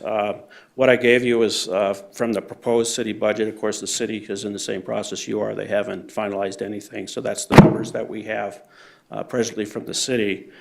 The budget shows an increase over last year of $5,237, and that's a 1.5% increase, and all of that is in personnel. Those are the numbers that we get from the finance office. There is no other increase in any other line item. Everything is the same. The major categories, just to mention, we have 3 FTEs. That's 67% of the budget. Our consultant services line items, we actually have it split out into 2 different types, but the total is about $16,000, and that's what we're going to be using for this section corner project. The other thing, our software and hardware budget is $86,575. For us, that's our operating budget. Our annual software costs are about $60,000 for all the software we get, and the rest is what we use for paying for our part of the hardware in the city system for storage and things like that, and also for buying new equipment that we need. So, are there any questions on anything? Very important project that we do. Yeah, it really is. Getting to be more and more every year, too. Yeah. This, again, I was the first one hired almost 18 years ago, and just as part of this industry, everybody is envious of Rapid Map, and everyone is envious that we have a joint city-county system. I do work with the people from Minnehaha, and I know the lady that is now the manager of Sioux Falls GIS. We've worked together for quite a number of years, and everybody region-wide is really, they wish they had a system like we did.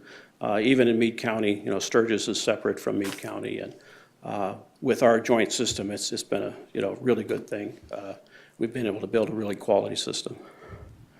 Don, I work with you in the city as well as here, and you've always been amazing at what you do and how you keep everything efficient and then up to date as well. So, and you always work well with others, even our ITS or anybody that I've ever heard that worked with you in the county just thinks you're a very nice man. So Thank you. that makes a difference on getting things done. So we appreciate what you do. And again, we put in 100,000 in this year, and if we're doing it, and then 250,000 is put in from the city. So these services are well used, and we've proved that over and over again. But that's experience as well, that 18 years of service and being in there and seeing what needs to be done and what's next for that kind of service. So that's pretty amazing how you get that done and how you've got it done. So good job, Don. One thing I want to point out too is that, remember that the county is legally responsible for all of the parcels. That's the basis of the whole system. Without having the parcels, the city couldn't operate. So, you know, it's truly a joint system. The other counties that like Pennington or Minnehaha and Sioux Falls, they trade data occasionally. You know, they have a periodic trading with some of the other counties. We don't have to worry about that here because, you know, the county it's the same system. So the parcels that are provided by the county as part of the system is actually worth a lot of money. And then you have Luann there as essentially a full-time GIS person, so. Oh, yeah. Thank you. You, Don. Okay. We'll put down your file, plays well with others. Is that what you wanted? Yeah. Thank you very much. Okay, thank you, Commissioner. Thanks, Don. That's why things get done, is because of him. Okay, Because he is very professional. you very next? nice. Who's next? Yeah.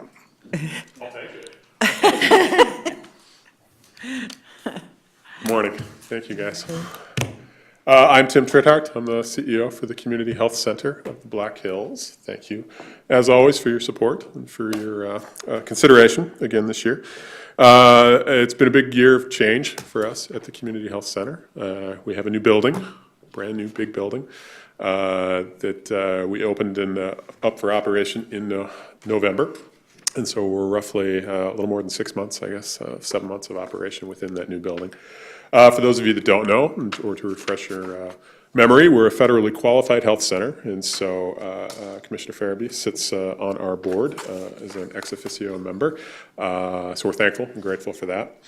We provide basic primary meat and potatoes, medical and dental care for everyone in our community, and we would ask all of you guys to be patients of ours, if you are not already, and you're more than welcome. But obviously, where our main focus is on the low income within our region.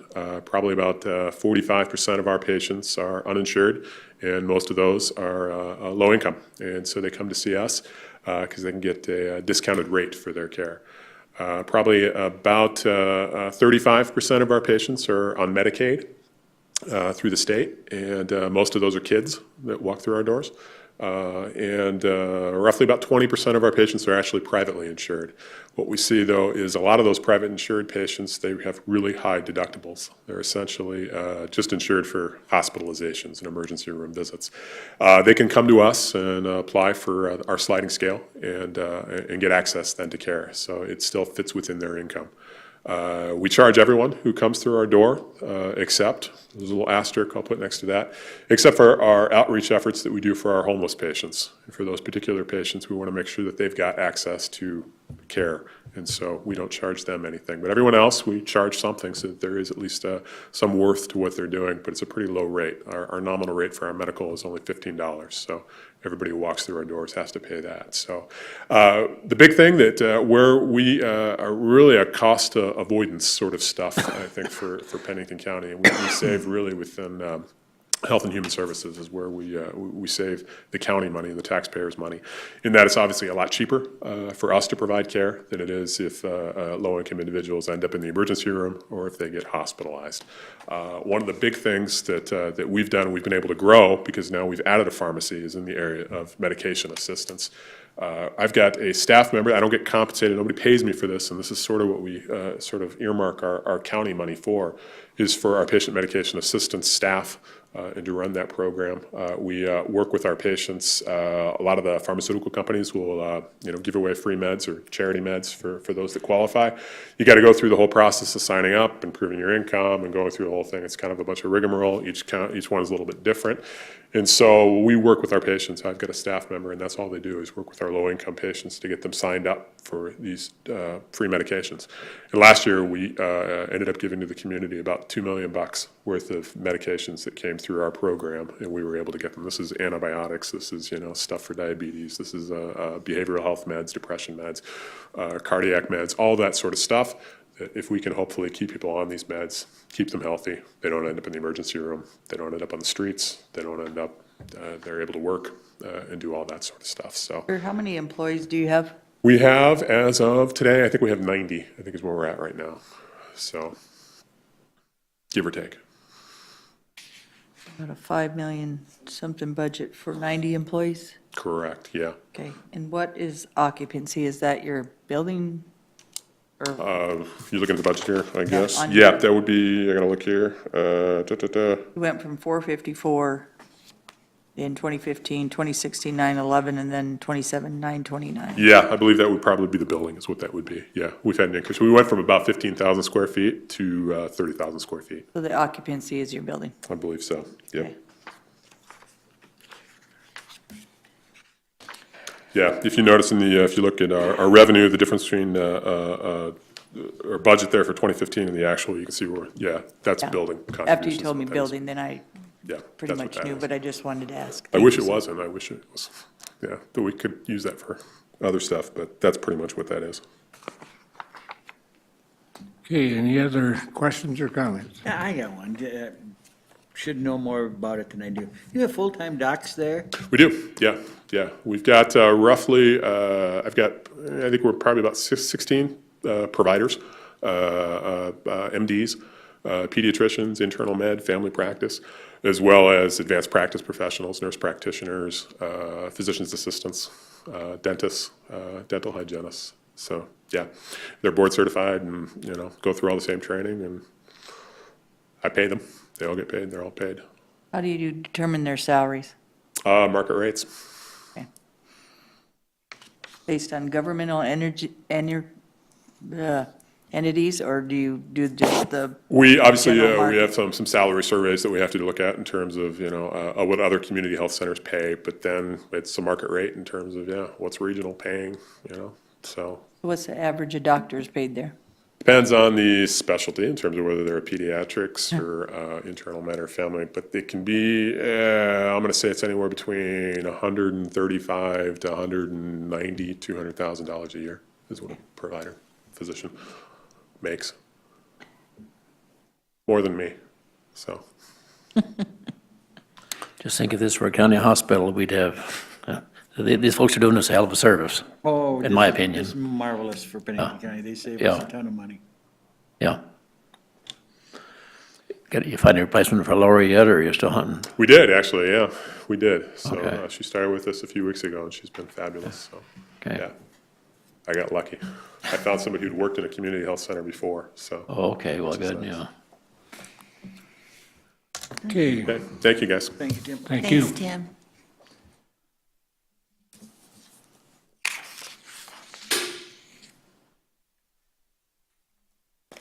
Excuse the cane, I got a new hip 3 weeks ago. Good for you. Maybe. No, actually, it's feeling quite well. Couple of hippies. You tried to say something? I won't scare him off, I know him too well for that, but. The only correction I have is, John put down that I started in 2003. I actually started in 2002, so I'm going for my 15th year of doing this. Okay. We're seeking a small increase so that we can add a part-time paralegal, a half-time one, because we've got a big upswing, if you can see from the numbers, in the caseload. And we're getting a number of appeals in, appellate work, and that's very time-consuming to have the one, full-time paralegal doing that, so we want to bring in somebody for that. And as it says here, the majority of the cases we're appointed to are either, abuse and neglect, or they're felony cases. We don't get appointed to misdemeanors because the public defender's office doesn't really get off of them. So we have a lot of, high-end felonies going right now. Can I ask, what are the high-end felonies? Rapes, robberies, we have a lot of that. We don't do capital cases because that's in our contract, because that's just too time-consuming for 2 attorneys. So we do everything. I have a guy right now that just got high on meth and robbed 5 gas stations in one morning with a gun. Oh, my God. So he's looking at 5 quarter centuries. So that's kind of a complicated case to work through. A lot of the felonies, are they related to drug use, or Probably is it not? Oh, yes. 75, 80% are drug-related, either drug cases where you're using or selling, or drug-related in that you're robbing somebody to buy your drugs or sticking up gas stations or whatnot. And then probably the rest are kind of more domestic violence, kind of things that escalate. Well, We've been hearing from all aspects, state's attorney and public defender, that the drug issue is so huge and it's affecting everything. Oh, it's just, as far as caseload. methamphetamines, if you look at the stuff, it's a chemical that'll kill you. Yeah. Meth will take you to 2 places, the graveyard or the joint. And it's just rampant in use in the community. It's just unbelievable that people just use the stuff. And I know of no happy endings to people that are addicted to that, Yeah.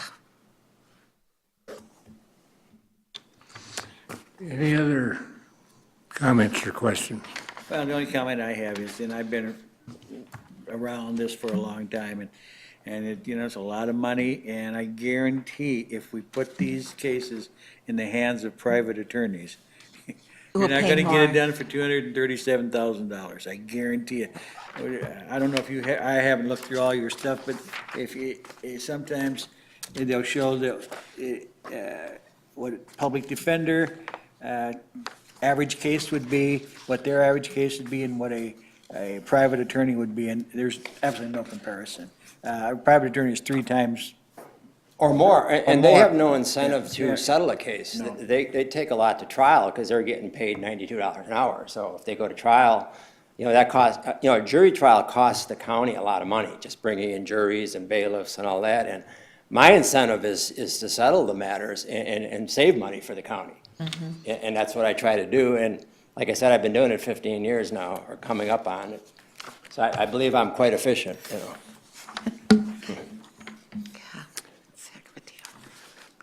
Well, you haven't started any arguments here yet. Yeah.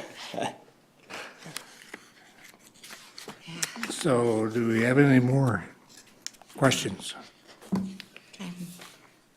You said you were efficient, and you are. Thank you. Budgets are very efficient too, Paul. Nice.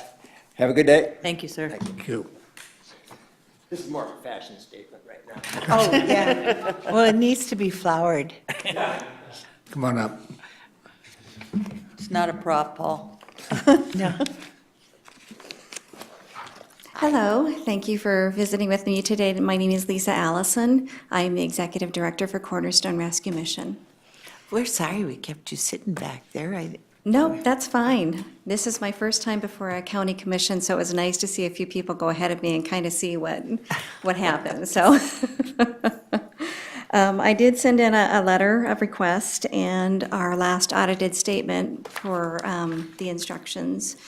But the reason that we're coming here before you today is that our numbers continue to increase, both the people that we serve in the community. We are the only free public soup kitchen, and we're serving a lot more people there. And last year, we kind of reached a crisis point where we've had several people sleeping on the floor, so our services have increased dramatically. On top of that, some of our VA funding has been decreased to the point of about $300,000. And so we're seeking, I believe for the first time, assistance from Pennington County. We'll also be going to Rapid City for assistance. I have an appointment next week. And then I'll also be looking at Vakurovich Foundation. Okay. Any questions? What is the total amount you're asking for, Miss Lisa? It's $100,000.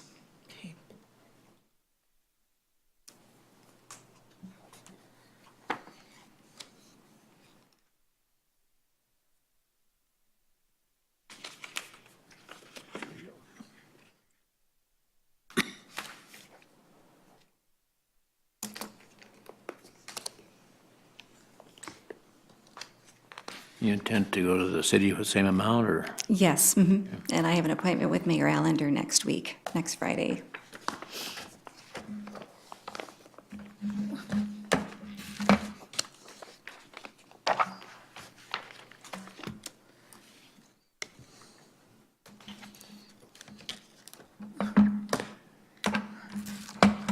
So a lot of your meals are provided by churches and organizations. I'm curious about that. Is there a possibility of increasing that? They provide all of the meals every evening, and then they provide the meals, the weekend lunch and the weekend dinner. The problem that we have with the meals is that we used to get almost all of our food donated by Nash Finch. And when they closed 2 years ago, that caused quite a significant loss for us. We do use the food bank. It's 18 cents a pound. We also have a $6,000 grant from the Department of Education because we're feeding children. But we do look for the churches. Sometimes there's leftovers, and we have cooks that can take leftover casserole and turn it into something wonderful. But our food costs have increased because we're serving about 520 people a day. And of those, when we house, about 160 a day. So we get a lot of people from the community, especially a lot of older people. Yeah, There's- 'cause- Anybody that walks in there can get a free meal. Anybody can, yep. What time you start serving today? We start today at 12:30, so you got a few minutes, yeah. But yes, anybody that can come in, that comes in, we will serve. We don't turn anyone away. You have to cook it, though. You have to cook the meal, and then you can eat. I can do that.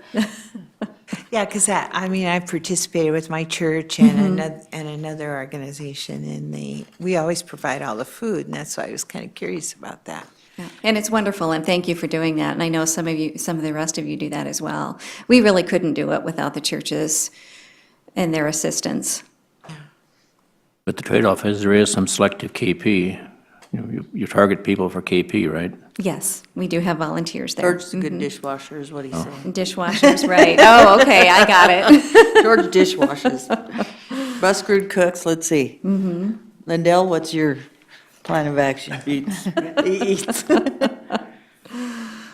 I guess when we've only served between, I think the most, and I did it for like a year, about 110, but we were serving nights, so maybe the night is a lot slower, but. The night is slower. Breakfast is a little bit smaller as well, but lunch is when they all come. And we do get a lot of people that come for breakfast, then they'll go to the Hope Center for coffee and donuts, and then they come back to the Mission to eat. But lunch is by far our biggest meal. A lot of the services in Pennington County involve collaboration. And I guess I'm curious, Health and Human Services, Barry Tice, his people, do you interface with them at all in any particular way? We do work with Barry with Health and Human Services. We work with just about everybody. I know that there was somebody that was funded by the New Start grant that was in Owens Apartments under Pennington County Health and Human Services that got evicted. They ended up at the Mission. So we get people from every organization. If there's somebody from behavior management that does not follow the rules in their impact residential treatment program, they evict them from their apartment, they end up at the Mission. But we do work with Barry on the New Start grant, and we also have, I think, 7 New Start vouchers for our apartment building. But they call us, they call us for assistance. If they can't get a deposit from Barry, then they'll come to us and vice versa. So, they'll call and check up on people and ask for services. So we do work very well with them, with Barry and Carrie. I want to follow up on that. I think what I was trying to figure out when Lindell started down this path, you mentioned a lot of senior citizens. Well, there's the senior meals and, I mean, it just seems like some collaborative efforts. And I'm not quite hearing what you're Okay. saying. What I'm hearing from you is, well, if they don't go there, we serve them.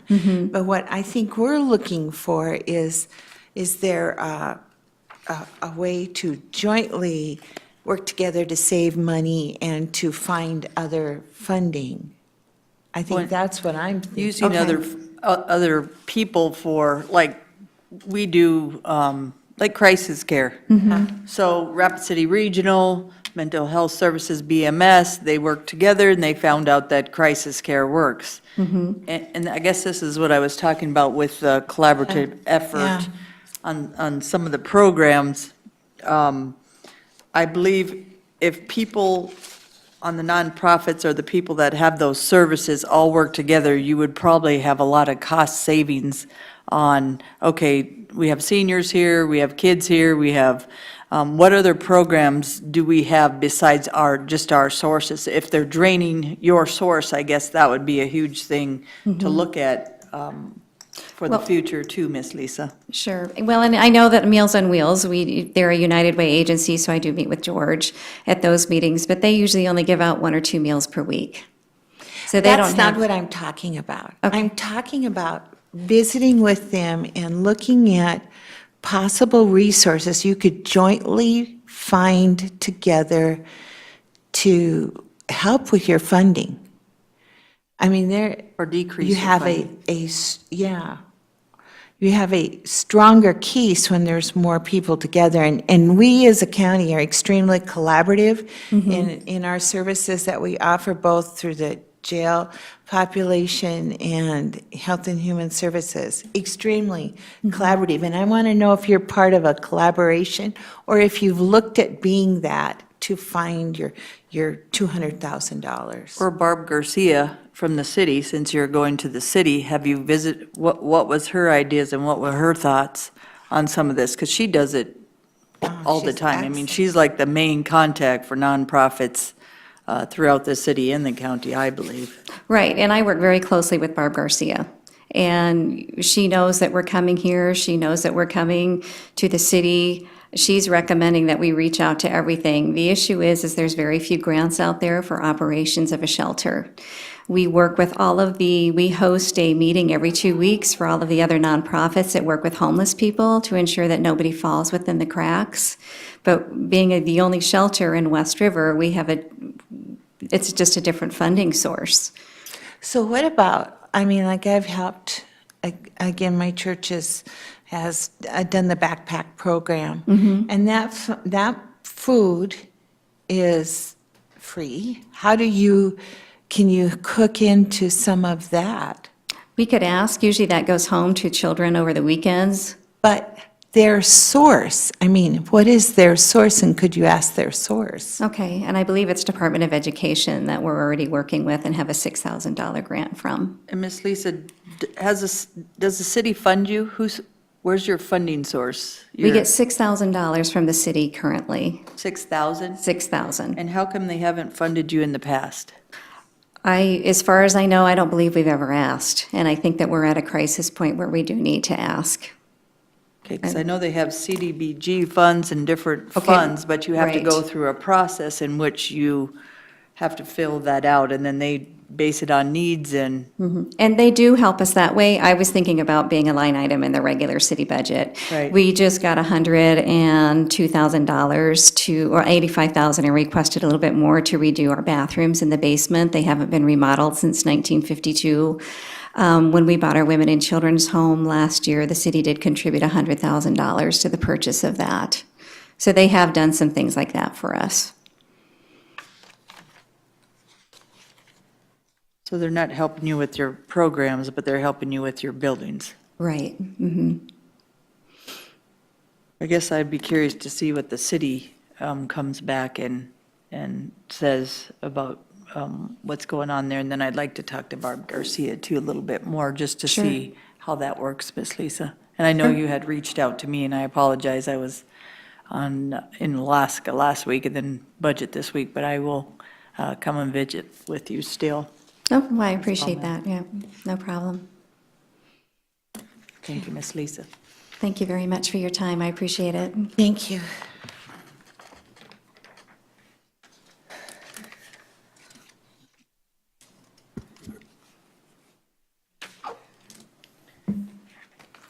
Okay, do we have anyone else, Holly?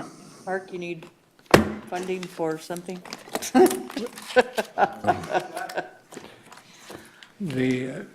think You're the only one the left. only thing that we really haven't touched on so far, commissioners, is the insurance. And that's on the top of your sheet that's in the outside. Next year, I think I'm gonna split this and put it in the commissioner's budget. It doesn't make sense to talk about it right now.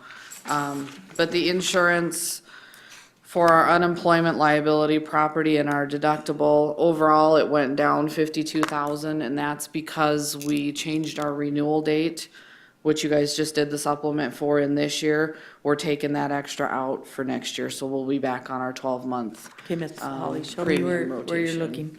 In your outside organizations. Okay, thank you. Thank you. You've got your summary sheet in there. Thank you. That's, I think, the only thing that we really haven't touched on. We've There's got, nothing we can do about that.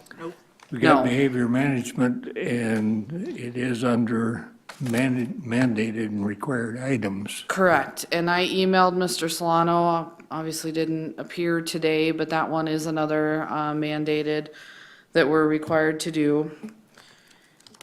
And economic development, Black Hills Vision, like I said yesterday, I got an email from Mooch Usera saying they weren't gonna request any funds from us this year, and more details will be coming in July. So I don't know necessarily what that means, but I'll take that 10,000 out. I'll let Julie know that.